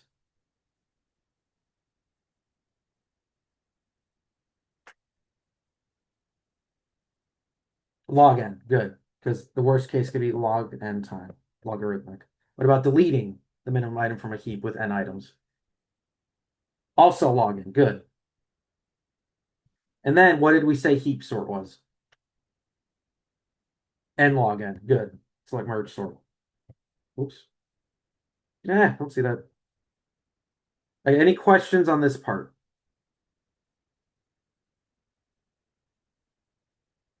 Okay, now let's do part A. Consider the following struct that represents a binary min heap. So we have the heap's elements, the array of elements, this heap capacity, and the size, which is the actual number of elements in the heap. The following functions are provided to you, and you're free to call them as needed. Remove min, which removes the smallest item from the heap, and the size, which returns the number of elements in the heap pointed to by this H heap you're passing in, the parameter. Write a function called heap sort that takes a pointer to a heap and returns those values in a sorted integer array. At the end of the function, the heap pointed to by H will be empty. Okay. How do you think we're going to solve this? Think back to how heap sort works.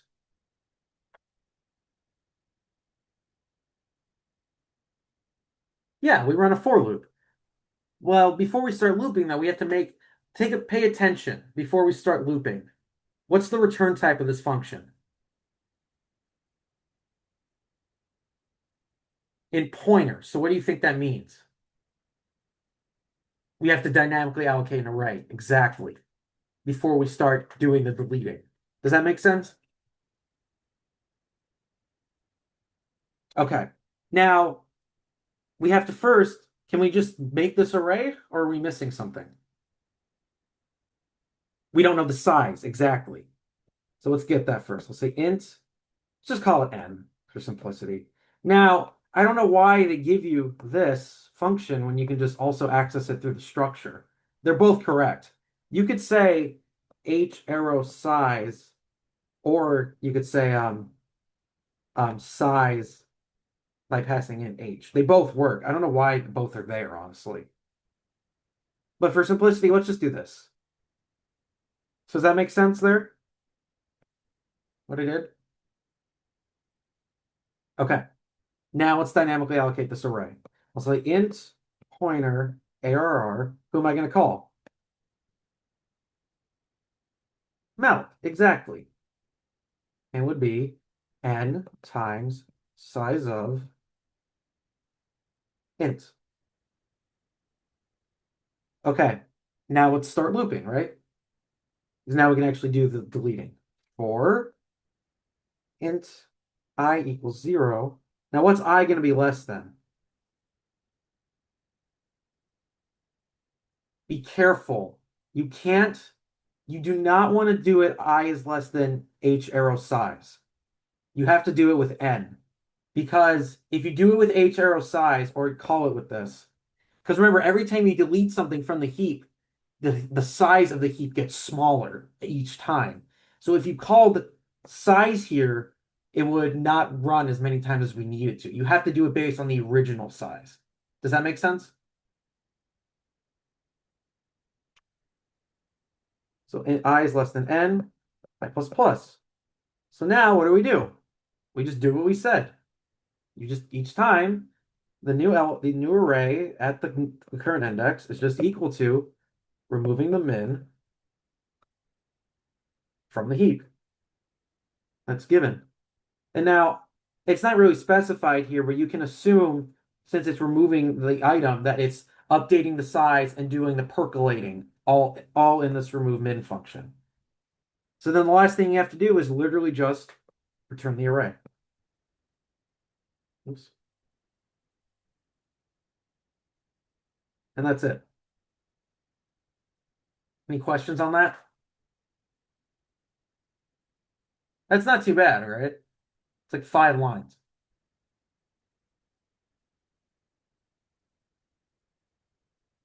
Any questions, comments, concerns?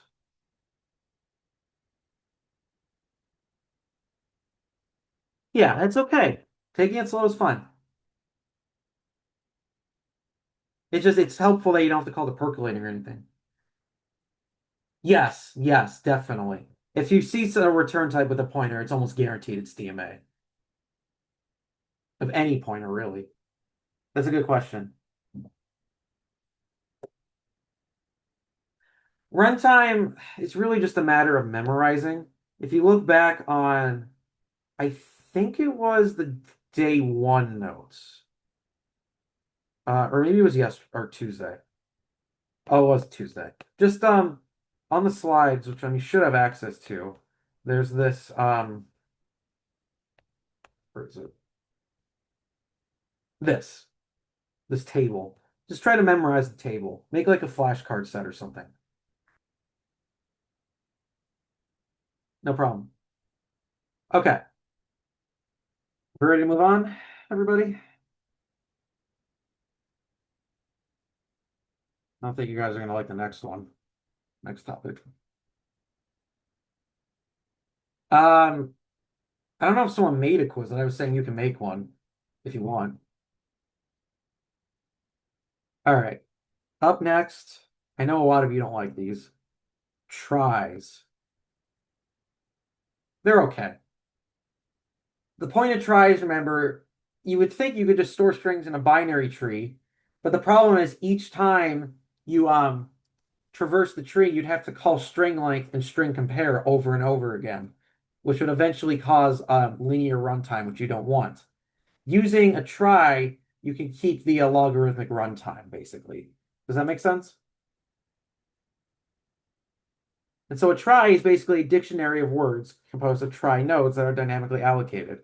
The nodes typically store 2 things. Each node has an array of size 26, which represents all the letters of the alphabet, A to Z.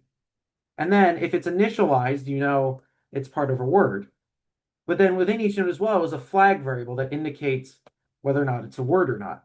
So like here, N would have flag be set to 1, saying, okay, this is a word.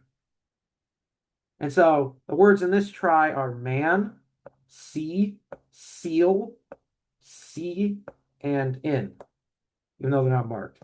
Does that make sense how tries work? Remember how tries work? Okay. So there's two main operations, inserting and searching. You know, no one really, I mean, I guess I can be a word. Don't worry about it. You can delete from a try too. We can touch up on that too. So remember, for inserting, you start at the root and just see if the current character is a link that exists. If it is, you just keep moving forward to the characters until you get to one you need to actually make the new node. Otherwise, you just create the node and move to that node. And then searching is the same thing. You just start at the root and you just keep going until you either find the flag that you want, or if you don't find anything, you know it doesn't exist. Does that make sense?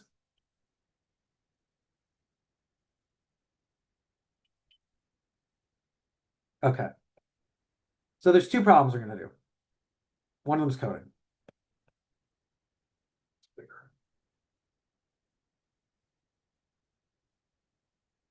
All right.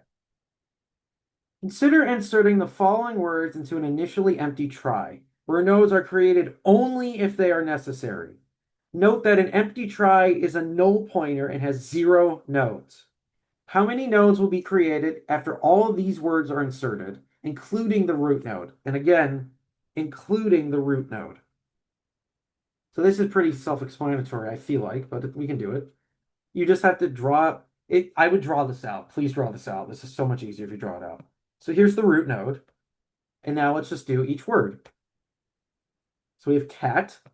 So from the root, we'd have a C, which then has an A, which then has a T. Okay, we've done that. Now we have part. So there will be a P, which goes to an A, which goes to an R, which goes to a T. Now we have do. We have a D, and we have an O. Now we have an art. We don't have an A yet from the root, so we do A, R, T. Cart. So we have C, A, R, T. Car. We already have car, so we don't need to make any more nodes. Dog. We need to add a G because the D and O are already there. Dart. We can squeeze in as A, R, T. Arc. We can put over here with the A. And then lastly, park, which we need to add a K over here. So there's the try. So now just count how many nodes there are, including the root. There are 1, 2, 3, 4, 5, 6, 7, 8, 9, 10, 11, 12, 13, 14, 15, 16, 17, 18, 19, 20, 21, which is the correct answer. Does that make sense to everybody? Okay, that's not that bad, in my opinion. Okay. You're not going to like the next one. And here's another picture. A little cleaner than mine, but still works. Okay. Write an iterative, not recursive function that takes the root of a try, called root, in a string, str, and returns the number of new nodes we would have to add to our try in order to insert that string. You may assume that the string is not null, not empty, and contains lowercase alphabetical characters only. In essence, it won't contain uppercase letters or other alphabetic characters. However, you must handle the case where the root is null. And there's a few special restrictions you have to follow. Do not use pointer arithmetic.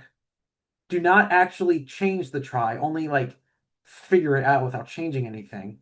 Do not call the string length function repeatedly, as it's an O of K function where K is the length of the string. If you need to call string length, find a way to do it only once. The try node, struct, and function signature are as follows. Do not write any helper functions. So as you can see, all we have is each node has the array of children and the flag. Okay, now, curious, how many of you are panicking right now at this question?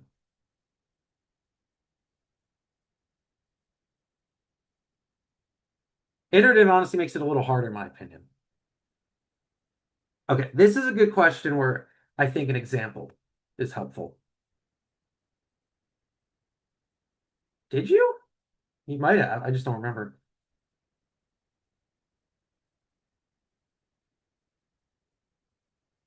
I don't know if you had this question. I don't remember. But anyway, so let's draw an example. So here's the root. Now let me make a try. Let's say we have apple. Oops.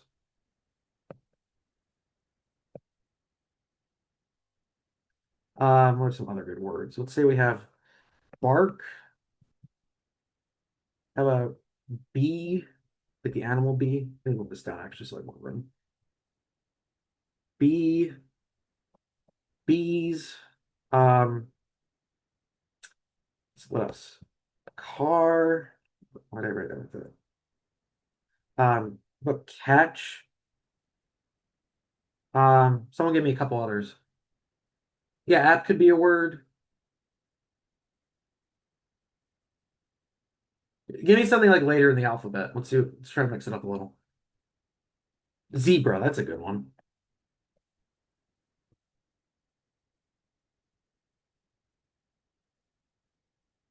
And then let's say we have I got one more, then you'll see the example. Let's say we have the word boom. Okay. So now let's think this out. Let's say the string we want to insert is book. Let's call it book. This is our string. So first, it's iterative. So what does that imply? What are we going to need? If it's something, you need a loop. Exactly. Now, how many times do you think we're going to want to loop?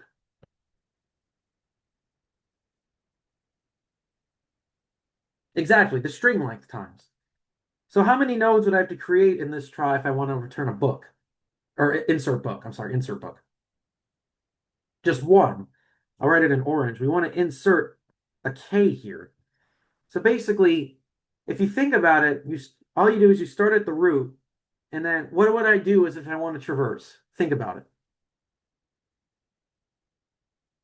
If I want to try and go to each letter, so I'm starting at B, what would be my first step? Yeah, letter minus A, exactly. You just go to the next child if it's there, if it exists. Otherwise, if it doesn't exist, so let's say I'm at this O and the K doesn't exist, what does that mean? That, okay, I know this is where I'm going to have to insert the K. Exactly, traverse the book until the pointer doesn't exist. Except then you just have to figure out, okay, what's the return value going to be there? So does that make sense, like the overall idea? Okay, so let's get it started. Now remember, how do you think we could tackle part C of this restriction?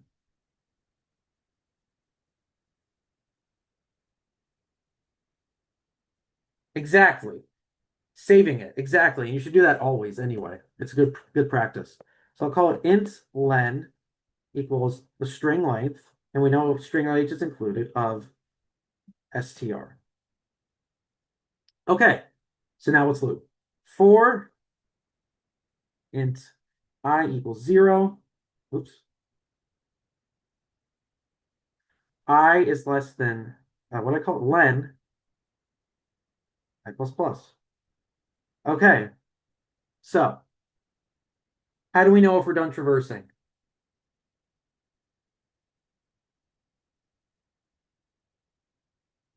Exactly, if the root is null. If the root is null, as if it tries to go to like from this O to a K that doesn't exist, it'll be null. So if root is equal to null, and we'll come back to what this should spit out in a minute, because I want to do the other parts we said. Otherwise, what are you going to do? Oh my God.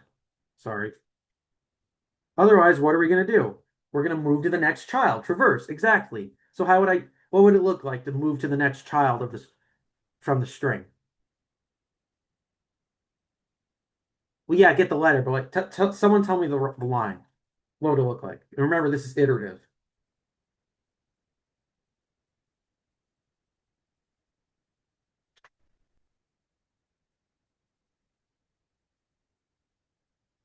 You're close. Yeah. So remember, root, we're going to reassign it to, yeah, the index, but what do we have to get first? The index of what? All right, the index from what's the index coming out of, basically? Where are we applying the index? Root what? Root's children, exactly. You have to go to the children. So root, arrow, children. And then as someone said, now would be str at I minus lowercase a to get that actual index from inside the children. And then otherwise, what does it mean if it doesn't go on this loop at all?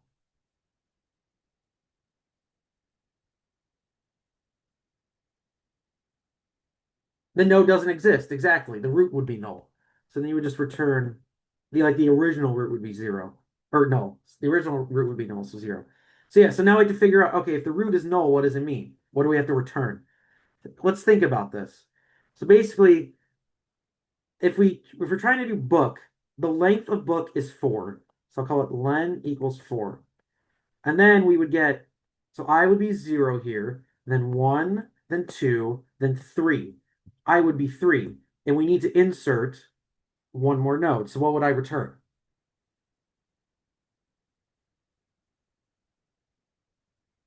Yeah, length minus I. Exactly. Does that make sense?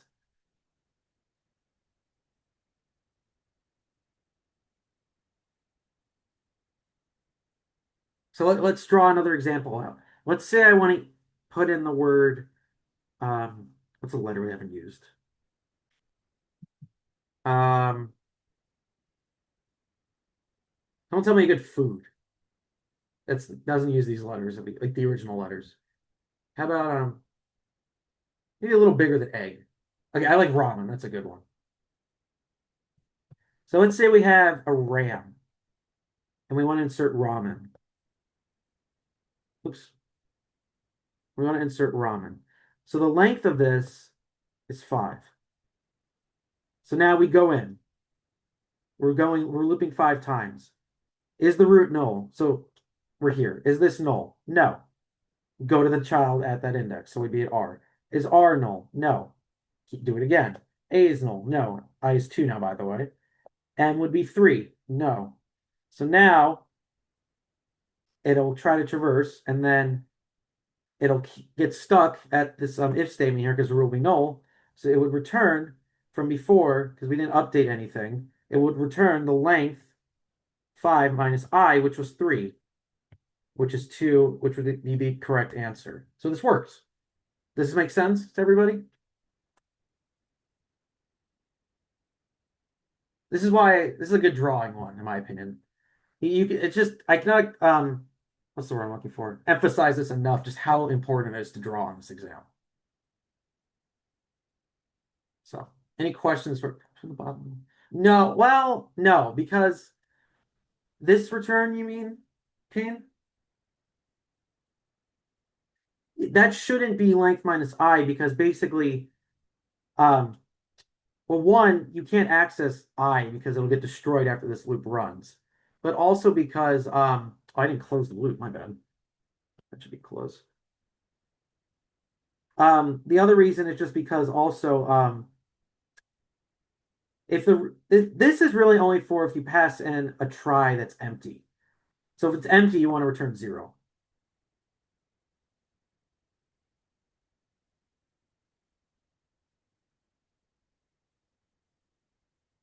Here's the prompt for you go, Daniel.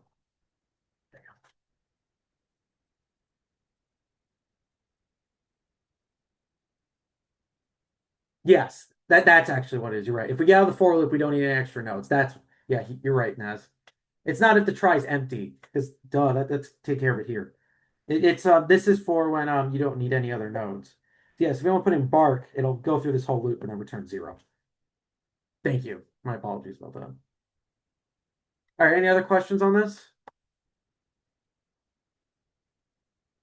See, the try ones honestly aren't that hard unless if you draw it out and do examples.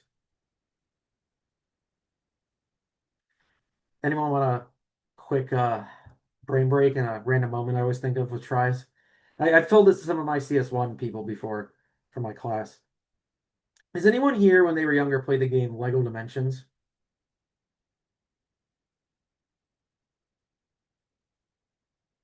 I don't know why. When I took CS1 for the first time, for those who don't know, there's a one of the bad guys in um that game is hold on, try.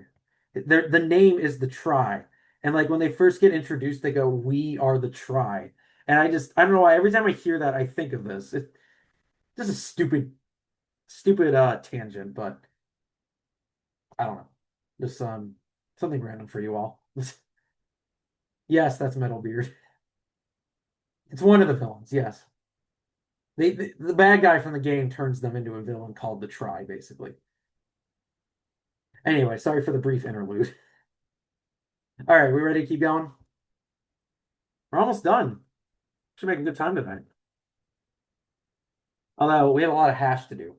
I I added two extra hash table questions just because we didn't do any on binary search and one for we only did one for base conversion. So again, and there's what we did a minute ago. All right, hashing and hash tables, or as I jokingly call them, hash brown tables. So hash tables are basically a special table that basically helps to access an element in an array in constant time. You basically you give a key to a hash function which spits out a number, and that number is like the very specific unique index that that key should go to in the array. Does that make sense? Hash tables just help to basically have like every element in an array have its own unique number, but also not have an array that's too big or too small. Does that make sense?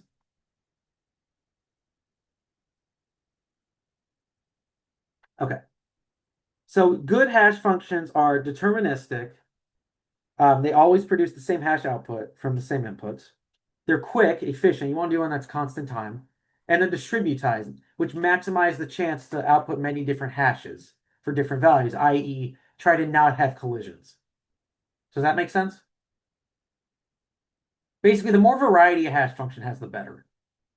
The variety of what it can return. So then there's different types of collisions that could occur. Because what if something hashes to an index that's already taken? There's two different. There's open hashing and closed hashing. Open hashing is called. There's separate chaining or bucket hashing. Bucket hashing is where at each index you use a two instead of it being just one element, it's like a 2D array. In fact, it is a two. The whole thing's a 2D array. So you can have like one index correspond at row 5, but then row 5 can hold like 10 things, for example, in 10 different columns. Does that make sense? What chaining or bucketing is? Oh, I didn't even see there was a slide on this. Yeah, so each bucket is actually another array. It's a 2D array. And then a separate chaining, remember, is instead of it being a 2D array, each bucket or index in the original array is a linked list, and you just insert it at the end. So does that make sense? Okay, cool. Yes, all of this stuff is fair game. I've seen separate chaining. You usually see separate chaining over bucket hashing. So here's the chaining. So see, like, if you have an overflow, here's this is using the buckets from the 2D array. No, sorry, that's just one thing. But see here at this array, we had two people key to 152. And so if it's taken, now we have an overflow linked list. That's separate chaining. And unfortunately, if the chaining could use a lot of memory because we're dynamically allocating over and over, and it could cause linear time for searching. But if it's a good hash function, it works well. So a lot of this is dependent on the hash function. So does that all make sense?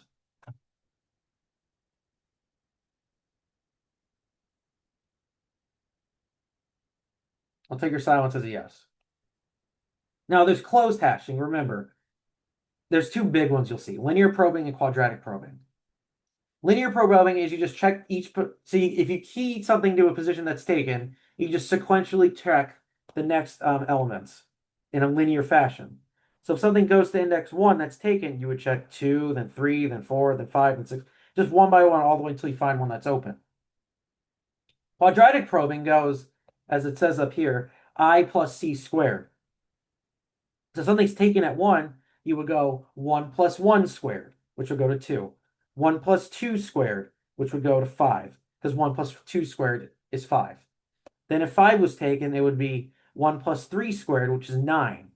So 1 plus 3 squared is 10. So in this example, it would actually loop all the way back around and go up to 0. Remember, these can loop over themselves.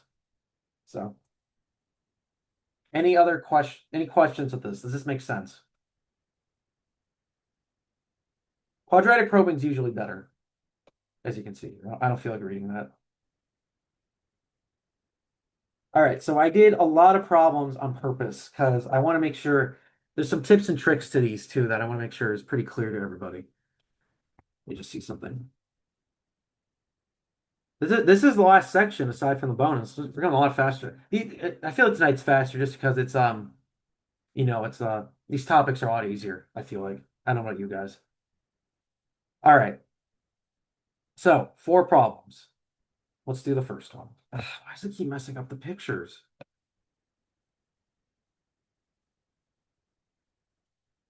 Okay. Consider the following hash function and answer the questions that follow. This function assumes string is not null and not empty. Basically, it's finding the index of, it's getting the length of the string, and then it's at the string length. So basically, it's getting the last letters index in the string. Does that make sense? Question mark? Right here, this line is taking the length of the string and then subtracting 1, which is basically giving you the index of the last character in the string. And then what it's doing, it's taking that letter at that index and converting it to lowercase and subtracting it from lowercase a to find its index in the alphabet. So it's finding its index in the string and then finding its index in the lowercase alphabet. Does that make sense? Okay. So now we have to find the hash code produced for each of the following strings first. That's part 1. So I think it's pretty easy to remember. Okay. We know which letter we're dealing with initially. We're dealing with the last one in each, right? So in this one would be T, W, T, and W. Does that make sense? Okay. So now we have to actually figure out what index all those letters are in the alphabet. So should we just draw out the alphabet and make a reference table? That might be helpful. All right, let's do it. A, B, C, D, E.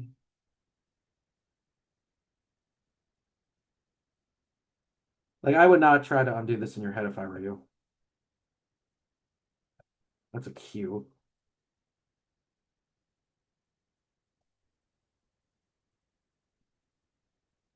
Okay, so now we're going to have, and remember, starting at 0.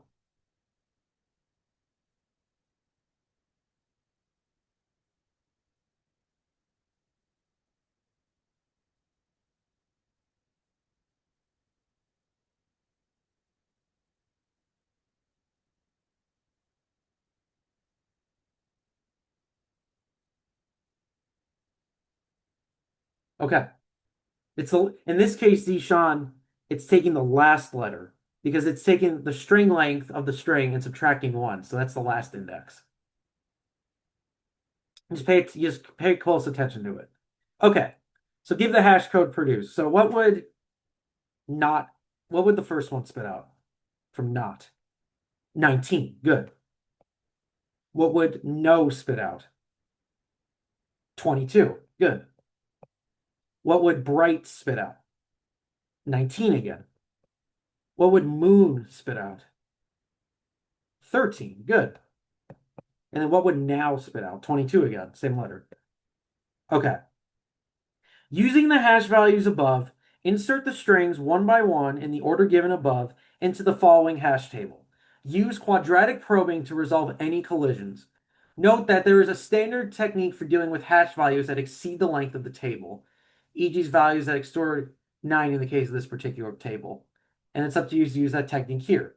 Does anyone know what that technique is? We talked about it a minute ago. Yeah, you loop it, it cycles over itself. Exactly. Now, here's something I want to point out. If you are given a hash table and we have to mod it, right? Yeah, we have to take it by the length of the table. But if you mod something by the length and sorry, let me say that all again. If you're modding something by the length of the hash table, and the hash table's length is 10, it's your lucky day. Because what does that mean? Any ideas? Exactly. It gives you the last digit, so you don't have to do any work. You just know right away, like, okay, not is going to go to 9. Like right away. You don't have to think about it. Just go straight to 9. So here's not. So now, where's no going to go? 2, exactly. Where is bright going to go? Remember, first, okay, so we would first go to 19 or 9, but then we have quadratic probing. So yes, it would go to 0. Where would moon go? 3. And then lastly, where's now going to go? Be careful. Okay, we have a 6 and a 5. And we have 6s. Be careful, because it is 6. Because remember, it would hash to 2, but 2 is taken. And we're using quadratic probing. So it's going to check the 1 squared position. That's taken. So now it'll check the 2 squared position, aka 4 away. 1, 2, 3, 4. And that's available. So that's where it's going to go.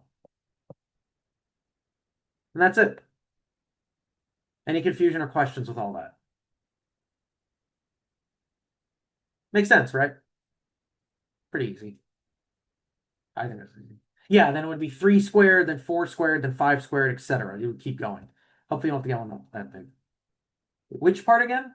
The quadratic probing part? The quadratic probing works, so if you hash to a value like here, 20 or now should hash to index 2, but it's taken.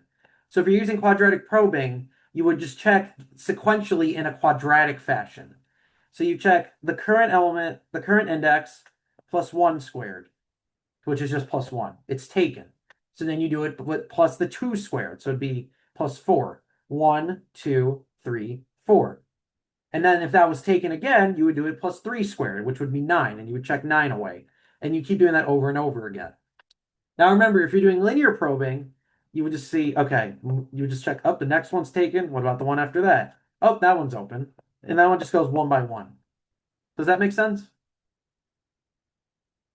Okay, cool. And there it is.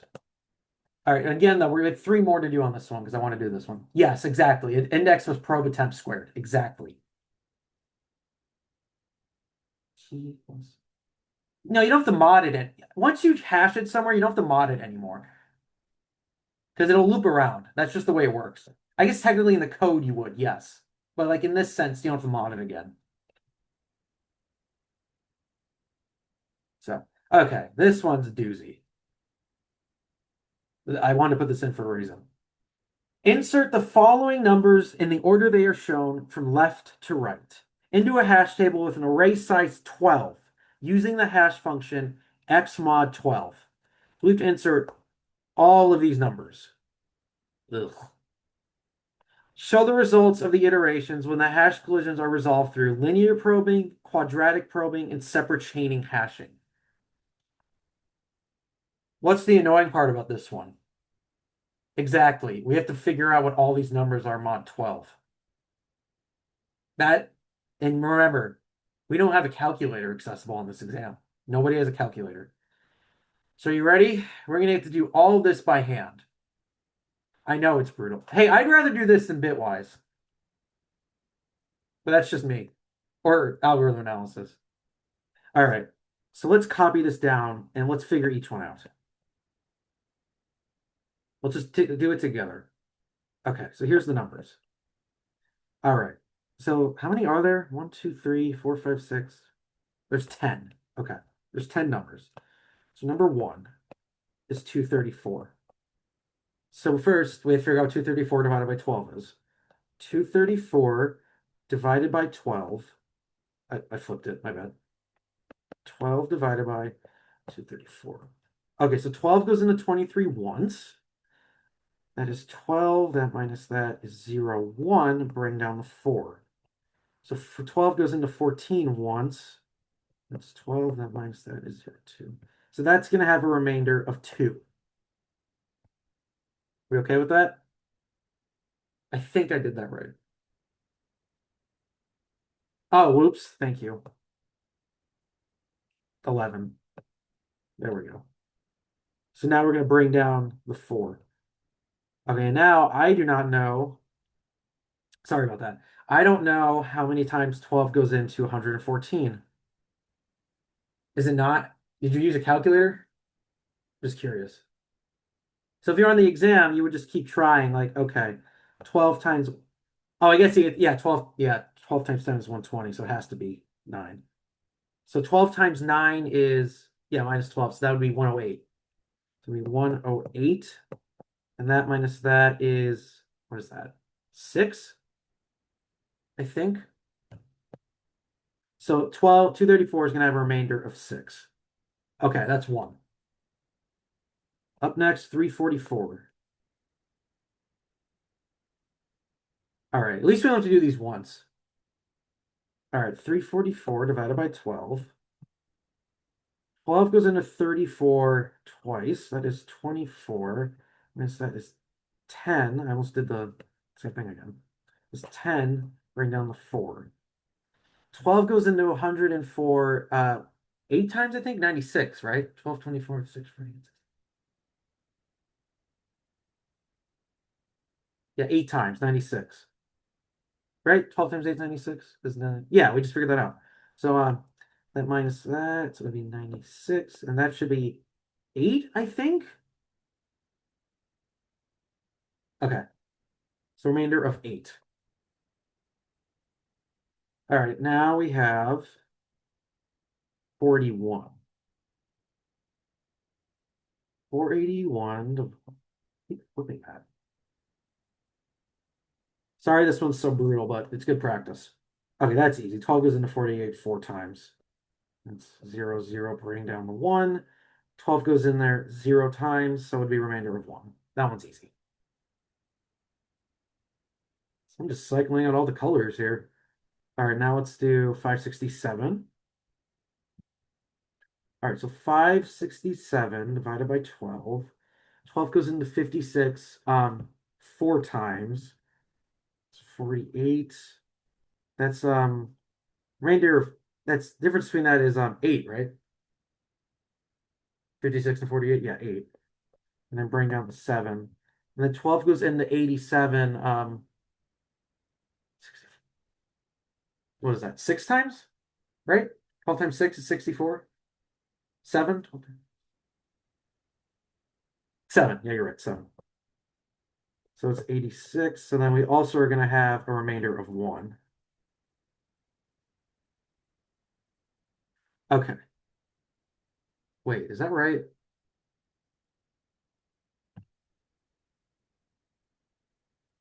84? Oh, yeah. Sorry. My bad. Thank you. Yeah, remainder of 3. I was going to say that seems a little confusing. Okay. Now we have the next. Sorry, I keep making these simple. This is why it's bad we live in a world with calculators nowadays sometimes. All right, 893. 893 divided by 12. 7 again, and it's 84 this time. We'll get it right. Remainder of 5, bring down 3, and it's going to be 4. 12 is 48. That minus that is 5, right? I think it's 5.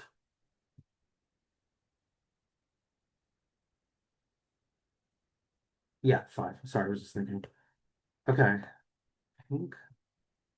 I don't know why I'm doing these in different colors. I just feel like it. Oh my God. We're only halfway there. This is getting annoying. 178 divided by 12.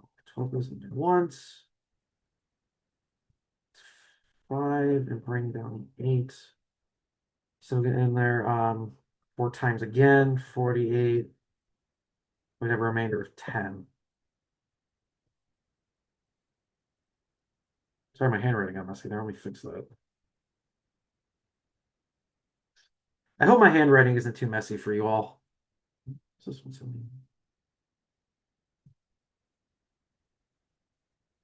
yeah, that's why I want to do this problem. Okay. Oh, I ran out of colors. I'll do it in white. I'm just kidding. Now what? There we go. Okay, and then we have 719. 719 divided by 12. 12 goes into 71 5 times, 60. We'll have a remainder of 11 and bring down the 9.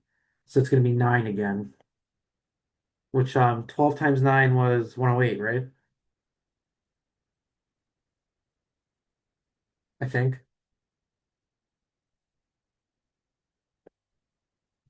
So then you have a remainder of 11, I believe. Yes. Okay. Want another color. Let's do a different blue. 3 to go. 8. What was it? 686. This is tiring. Make sure you get a lot of sleep the day before the exam and take a nice nap when you finish. You deserve it. Okay, we're dividing by 12. 12 goes in there 5 times. It's 60. We'll have 8, 6, and now it's 7. No.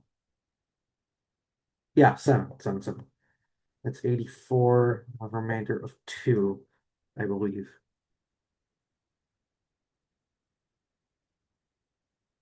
Is it 2? Did I mess something up? I think I messed something up. Did I? Yeah, I messed something up. Remainder of 8.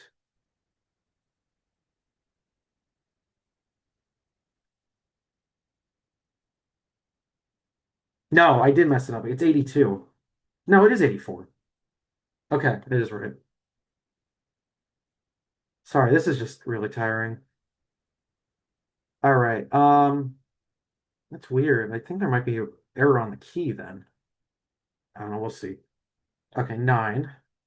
Another color. Brown. Make it some poop color. Oh, this one's easy. We'll do it anyway. 46 divided by 12. 12 goes in there 3 times. 36. You have a remainder of 10. It's easy. Again, last up. Pick a color. Somebody pick a color. Pink. Okay. I don't really have another pink. I guess that'll work. 84. Oh, 84 is easy. Jeez. It's just 7. No, it's 0. 84 is 0. I think they're testing both, honestly. Okay, we did it. Yay. That's the first part of this problem. Okay. Oops, that's not the blue line. That's the blue line. All right, so we figured out that these go to 6, 8, 1, 3, 5, 10, 11, 2, 10, and 0. Okay, now let's bring this back up here for easy reference. Okay, so let's do linear probing first. So 234 hashed to 6. Can it go in? Does it?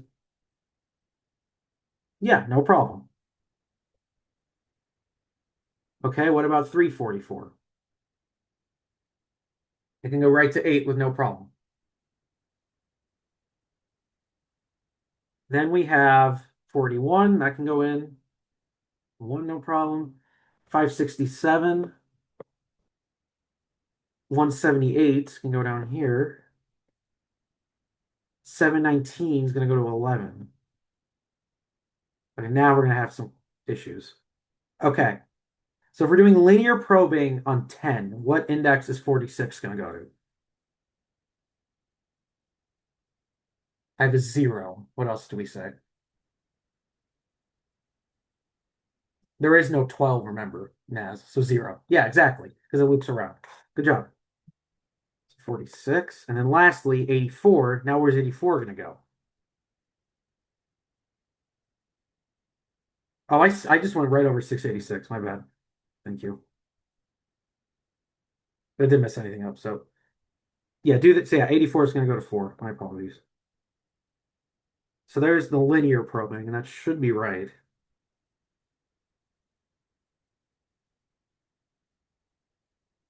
I forgot. I forgot another one. My God. 893. Okay, sorry about that. Does this make sense what we did? And how linear works? Yeah, it does be like that sometimes. Okay, now we're gonna do it again with quadratic. And please tell me early if I miss one again. Okay. Can 234 go to 6? Of course it can. Okay. 344 can go straight to 8 again. 41 can go to 1. 567 can go to 3. 893 can go to 5. 178 can go to 10. 719 can go to 11. 686 can go to 2. Okay, where is 46 going to go if it cannot go to 10?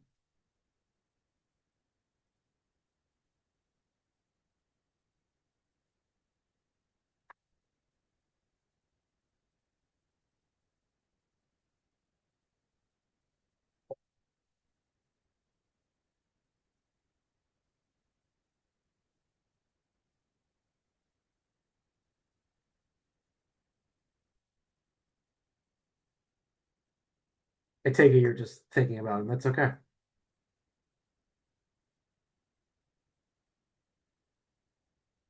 7. It is 7 because it'll map to 10. So first it'll check the 1 squared position from 10. Oh, that's taken. Then it's going to check the 2 squared position, 4 away. 1, 2, 3, 4. That's also taken. So now it's going to check the 3 squared position, aka 9 away from 10. 1, 2, 3, 4, 5, 6, 7, 8, 9. And that's open. So that's where 46 is going to go. Does that make sense? Yeah, it was 3 squares. The 3 squared position away from 10. So 10 plus 9. No, no. That's okay, Zishan. Okay, now 84 can go there, no problem, to 0. Let me just check we didn't mess up. We didn't. Sweet. Okay, now we're going to do separate chaining. All right, 234 can go right to 6 again. 344 can go right to 8 again. 481 can go right to 1 again. 567 can go to 3. 893 can go to 5. 178 can go to 10. 719 can go to 11. Okay, now what's gonna, oh, and then 686 can go to 2. Now what's gonna happen with 46? Where's it gonna go?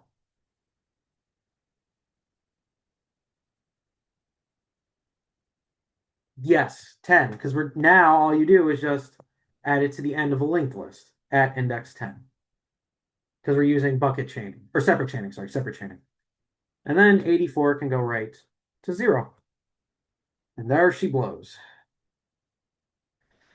Whew, that was a little brutal. It was honestly, a good word for it was tedious, but I don't know, this wasn't, it was just, you can see it's easy to make mistakes with this kind of stuff. But does it make sense, everything we did? Are there any questions, comments, concerns? I believe this was a 10-point question, yes. Yes, this was a 10-point question.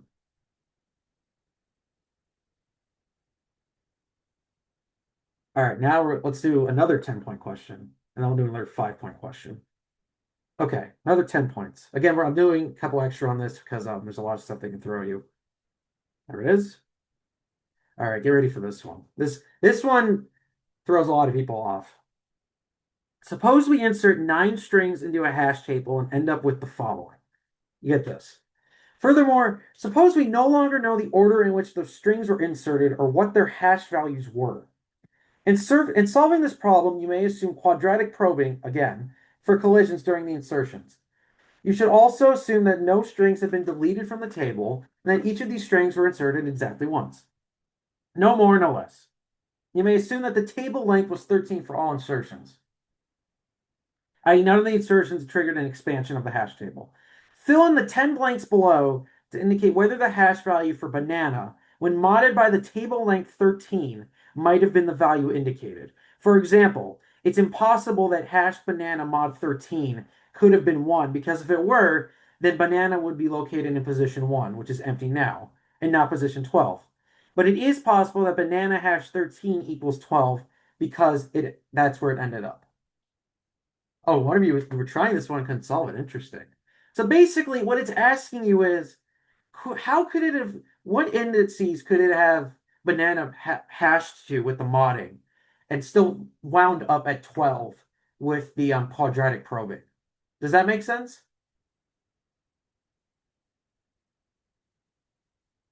So tell me this, what indices could we eliminate right away?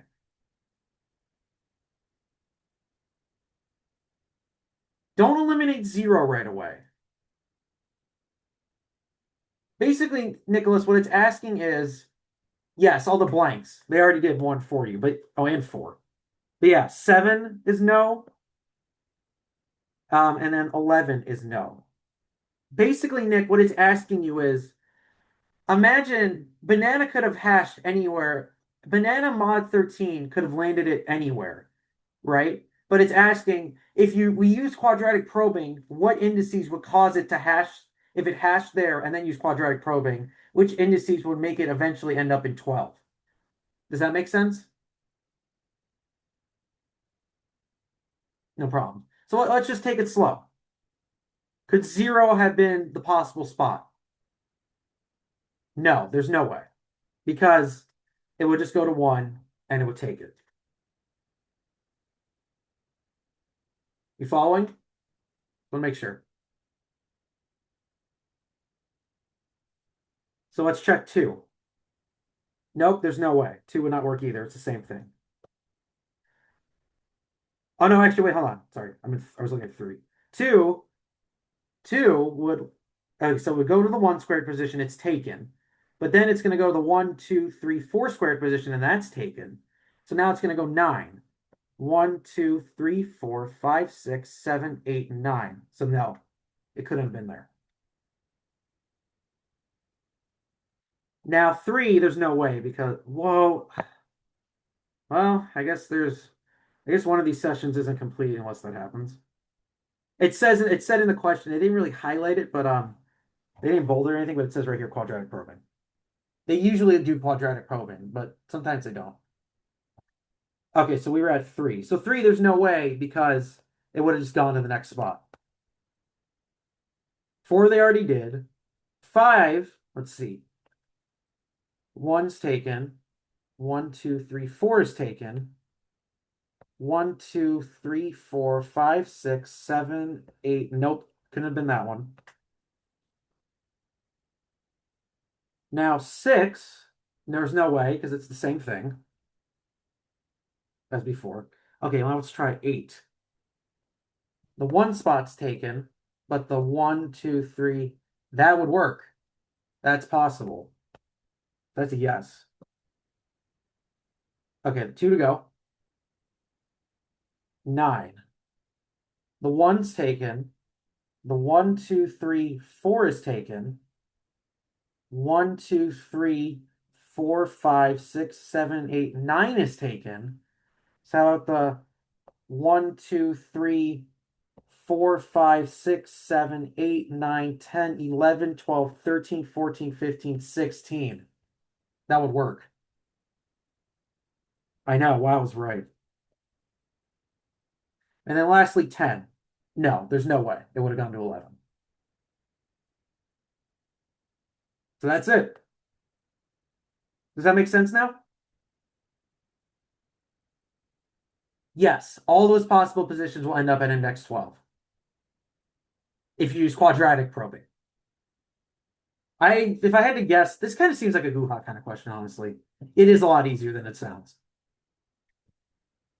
All right, let's do one more. This one's not going to be fun.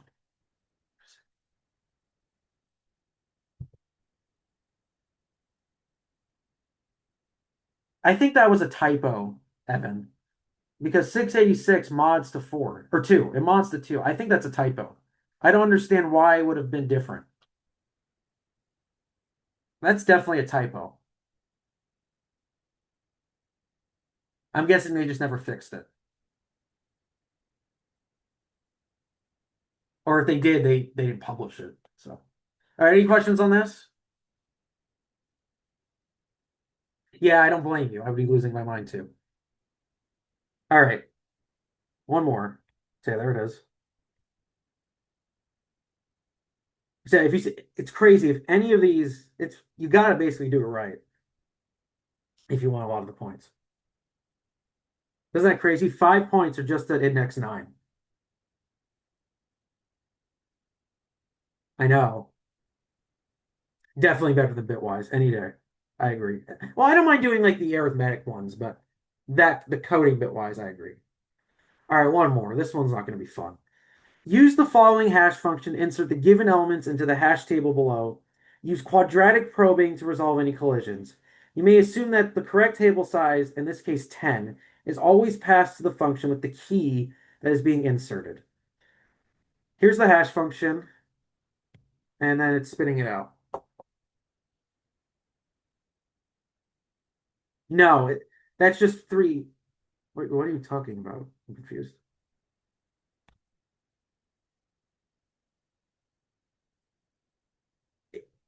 What are you confused on, Levi? Wait, where are you guys getting 8? If you're saying you mark both the yeses, yeah, I guess it is a good tactic. Well, all yes. Well, all the no's would lose 2 points. Yeah. Yeah, you would get 8 points. That's crazy. That's an interesting tactic. All right, anyway. All right, this one's not going to be fun. I don't like this one already. This hash function looks really annoying. Okay. I think let's go down the page and do what we did a minute ago, and then we'll do what we did. Have some workspace. Ah, I just copied the white space. I keep doing that, man. Okay. All right, we got to figure out what this hashes to. Okay, so let's go one at a time. Number one is 2555. All right, hopefully I don't mess this up. I've never done this question. Okay, so we're passing in 2555. So first, it's going to do the key mod 100. So if the key's modding 100, what would it? Yeah, it would leave the last 2 digits, so 55. So then 55 divided by 10 would be 5. That just gets the last digit. So A is going to be 5, I think. Make sense to everybody? Now B is going to equal just key mod 10, so it'd be 5 as well. So it's going to spit out 5 plus 5 mod the table size, which is 10. This is going to spit out 0. So this is 0. So now we do it again. For now, 1523. Okay, so 1523 mod 100. You know what? I'm not going to write it. Why am I writing it? 15 mod 23, or 1523 mod 100. So it's going to be 23 divided by 10. So A is going to be 3. And then B is going to be 3 as well. So it's going to be 3 plus 3 mod 10, which is 6.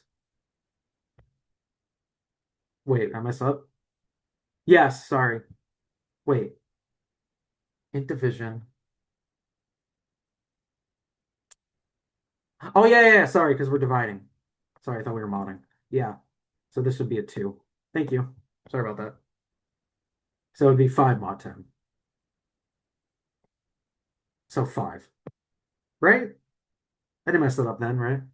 No, I didn't. I see the solution. Sorry about that. Thank you for catching that. All right, 3. So now we have to do 5893.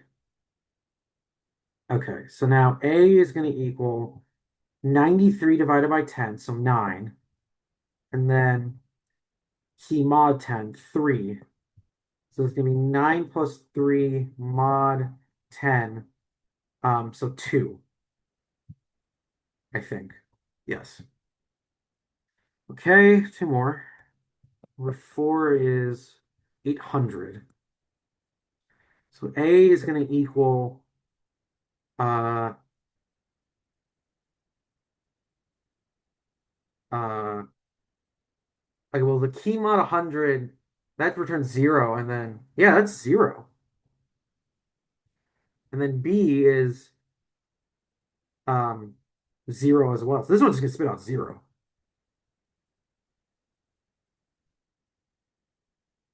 That goes to 0. And then lastly, 956. So A is going to equal 56 mod 10, so 5, or divide by 10, let's say. B is going to equal um 6, right? Yeah, 6.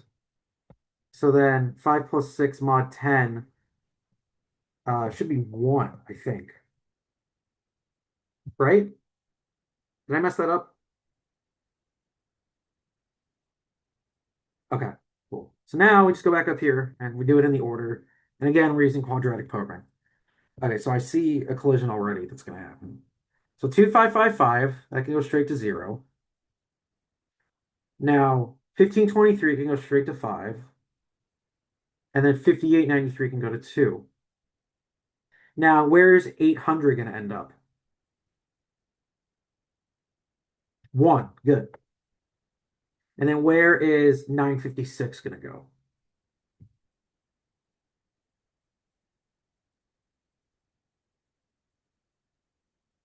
Someone said 7. Any other ideas? It is 7. And again, because 1 squared's taken, 1, 2, 3, 4 is taken. So 1, 2, 3, 4, 5. Wait, did I mess that up? I messed that up. 1 squared's taken. So the 1, 2, 3, 4 is taken. 1, 2, 3, 4, 5, 6, 7, 8. The 9's taken. That's why. So the 1, 2, 3, 4, 5, 6, 7, 8, 9, 10, 11, 12, 13, 14, 15, 16. So, all right, that's that. That was only a 5-point question, too. 1 point per hash. Any questions on this one? No, that wasn't that bad at all. All right, and there it is. There's the grading. All right, so that was really the original stuff we were going to do today, but AJ was insistent we had a permutation question for this bonus section. Yeah, oh God is right. Especially since the permutation stuff's based on backtracking, which is a CS2 topic, but it has showed up on the foundation exam before. Um, I honestly don't, I'm not even that good at explaining this. I apologize. Just stare at this diagram for a second. That's how it works, basically, and it determines all the permutations. This is this recursive tree is using recursive backtracking, which you will learn in CS2. And my God, let me tell you, it's like the most confusing thing ever. To code anyway. There's not like a quote unquote backtracking question. This would show up as a recursion question. It's just very confusing to code. I mean, you guys tell me when I can go to the next slide. And I apologize, AJ, that I'm not explaining this one really, but this is a tree that determines all the possible permutations for ABC.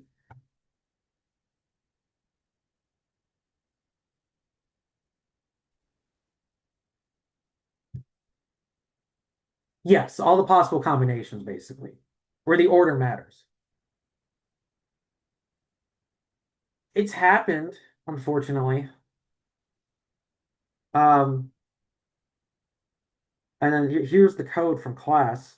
That this is the one you really talked about. Honestly, I'm just gonna say, just memorize it. Honestly, I honestly don't know how else to explain it. Just memorize it. This is the use the way approach, and this is the swapping approach. Just memorize it.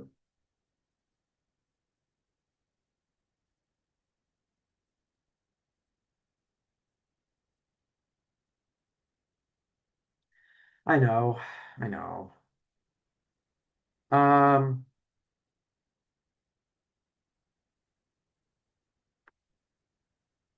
here's the question.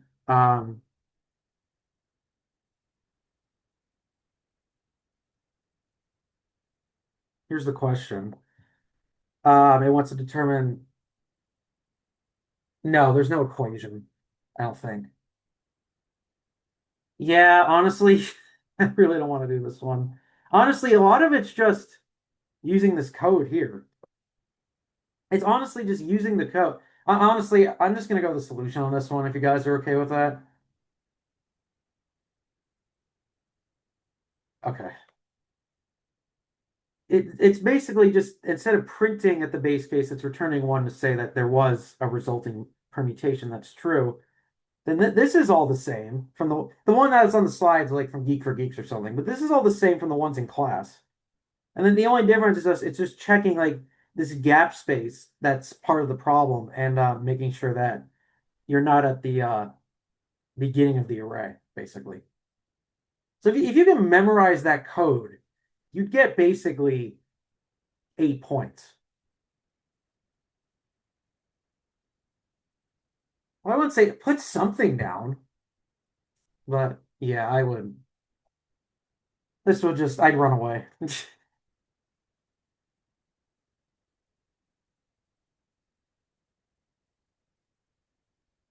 And that's okay. You know what? Just put something.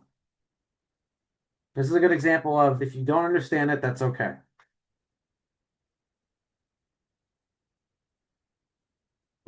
Um, oh, probably. Yeah, you could probably do that, Victor. Yeah, 90 other points.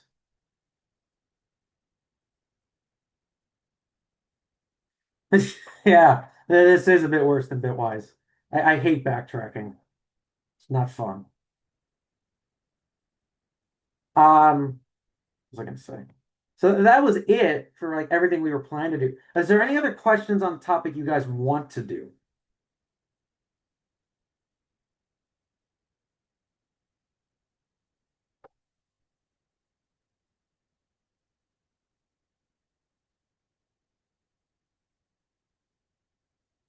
Recursion questions.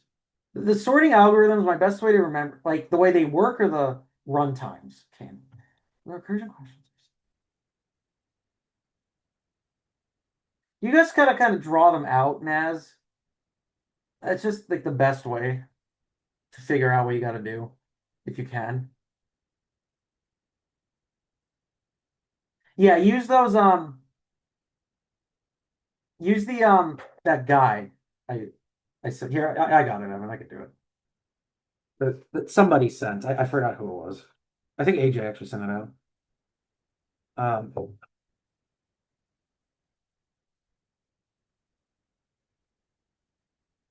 yeah, give me a second. This guy's got a playlist. ABL trees, B trees. Come on, there's got to be a sorting one. There we go, sort algorithms.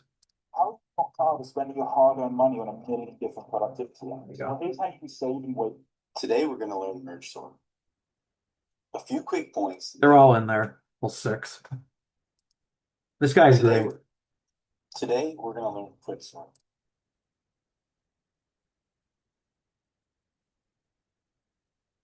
Um, so is there any other questions like you want to do together, like on the topic, or do you have any questions in general? Any questions about the exam? Problems like this. Please don't be bitwise. Yeah. I took CS2 with Steinberg. He was decently good. I liked him. I wish I could have taken with Ahmed though. But Steinberg's pretty good too.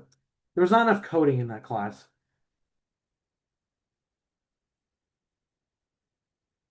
I heard mixed things about Gerber for CS2. I recommend Steinberg for C. Steinberg usually teaches CS2. Just you can take it with him. I like the way he teaches, and he does like, a lot of examples and stuff like I do. And he was pretty lenient too. There was just not enough coding. Like I don't feel prepared. Something you learn in CS2 is called a treep, which is imagine if a binary search tree and a heap had a baby, literally.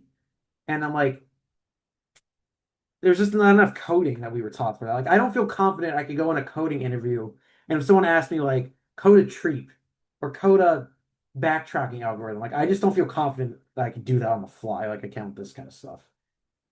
But overall, he was pretty good. But honestly, if I were you, I would take Ahmed. CS2 in general, I was expecting it to be at least as hard as CS1. I've heard, regardless of the professor, unless it's Guha, that it's easier than CS1, which is crazy. Which I can see why. Um, I think they're all Evan. I think Evan. I'm pretty sure they are. And what was this problem that was sent? Oh, this is definitely a me question. Jesus.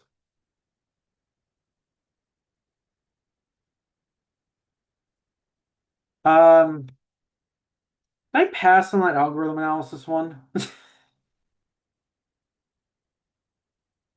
Um, don't even do that many exams on Friday. I would just rest. Make sure you go to bed early. Don't overwhelm yourself for Saturday. Here, AJ should explain the difference between this club and Hack UCF.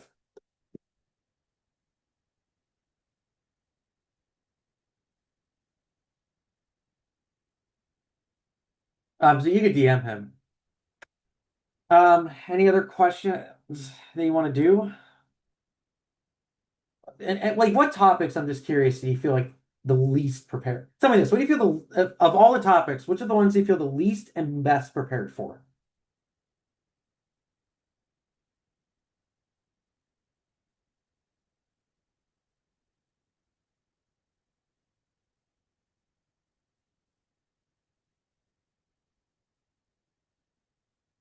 A lot of bitwise, that's fair. Yeah, sure. That was on day one. Of course I don't know. Nope, that's day two. There you go.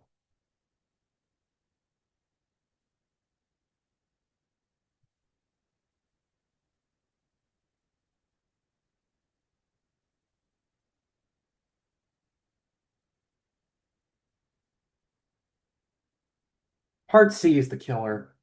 Part C is really the killer. I'm trying to think on my exam when I took it, it was DMA, then it was linkless coding, then it was stack coding. I did not have a summation. I had runtime and I had that. And then I had tries. And then I had base conversion. That's what I had on my exam. Yes, I had summer 2024.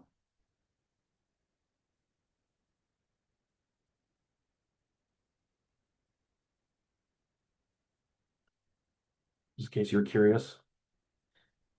Um, so should we do anything else? Anyone want to do anything else? Or you guys want to just go eat some dinner and just take it easy? I can't believe we finished on time. Do which one? Naz.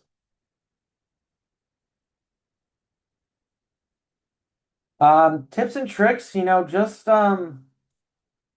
basically what I said, just take it slow. Honestly, as I say, take your time and hurry up. Last question of this year? Oh, it's Bitwise. No.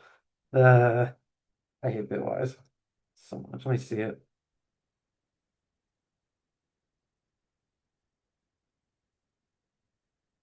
Oh wait, 2024?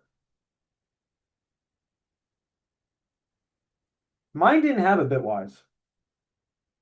Mine was the May one.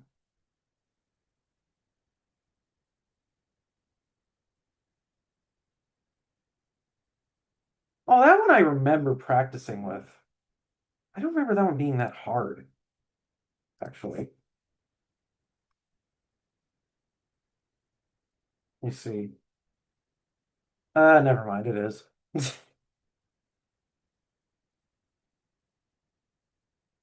Um, I mean, I could show you guys my exam if you want,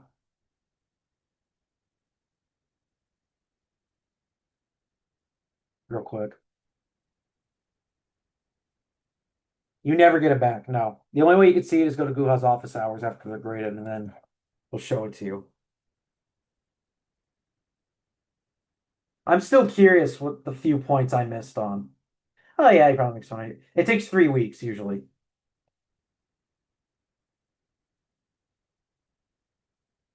There's this question was weird. We did this one, I think, though.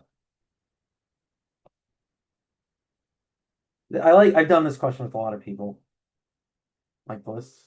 This one's not too bad, honestly. I know for a fact we did the stat question. That was the long one. We talked about this kind of stuff, so that one's pretty easy. BST. We did this question today.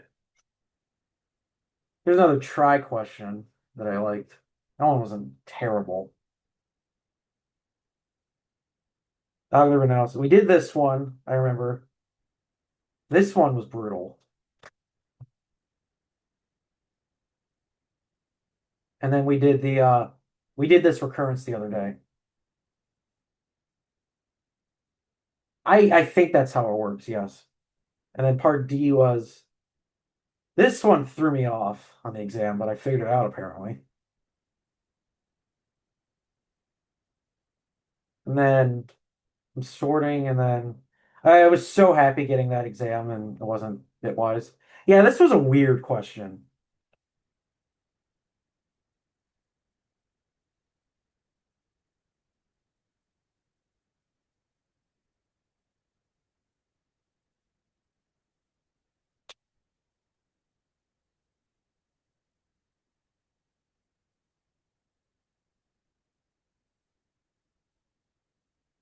I remember I squeezed so much stuff in there.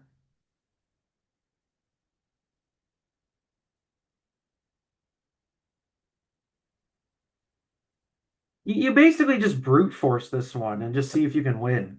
That's all it is.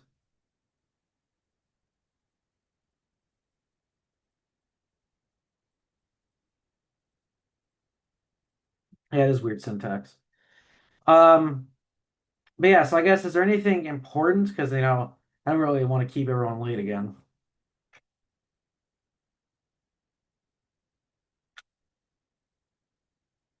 I don't know if anyone here has SAS accommodations, but if you do, remember you're taking it tomorrow, not Saturday.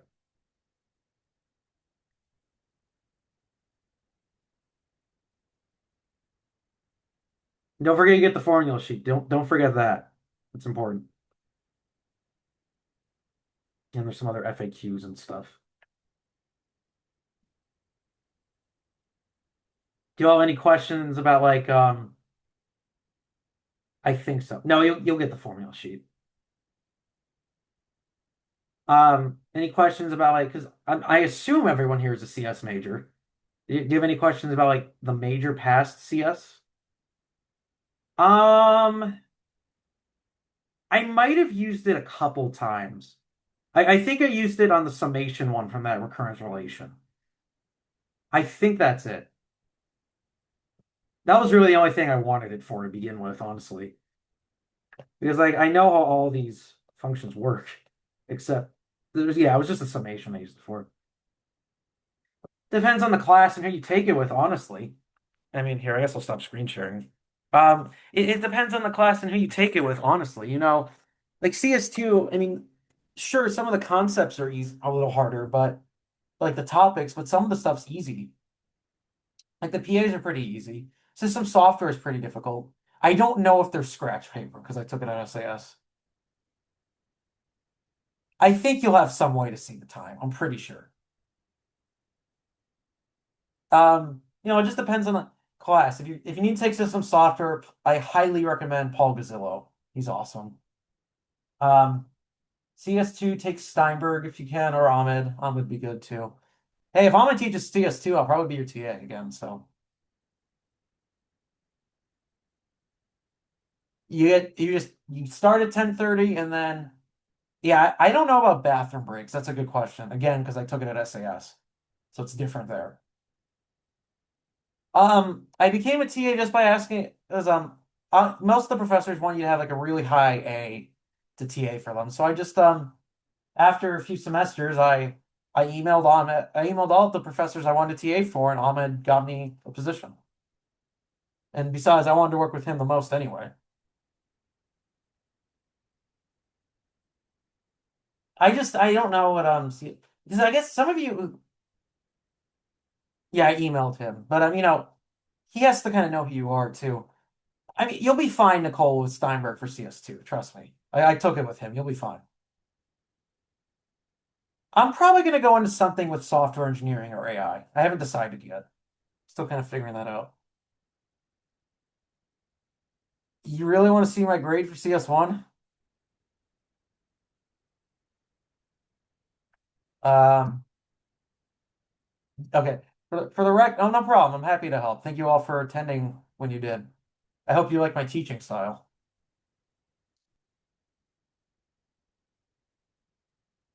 I appreciate it.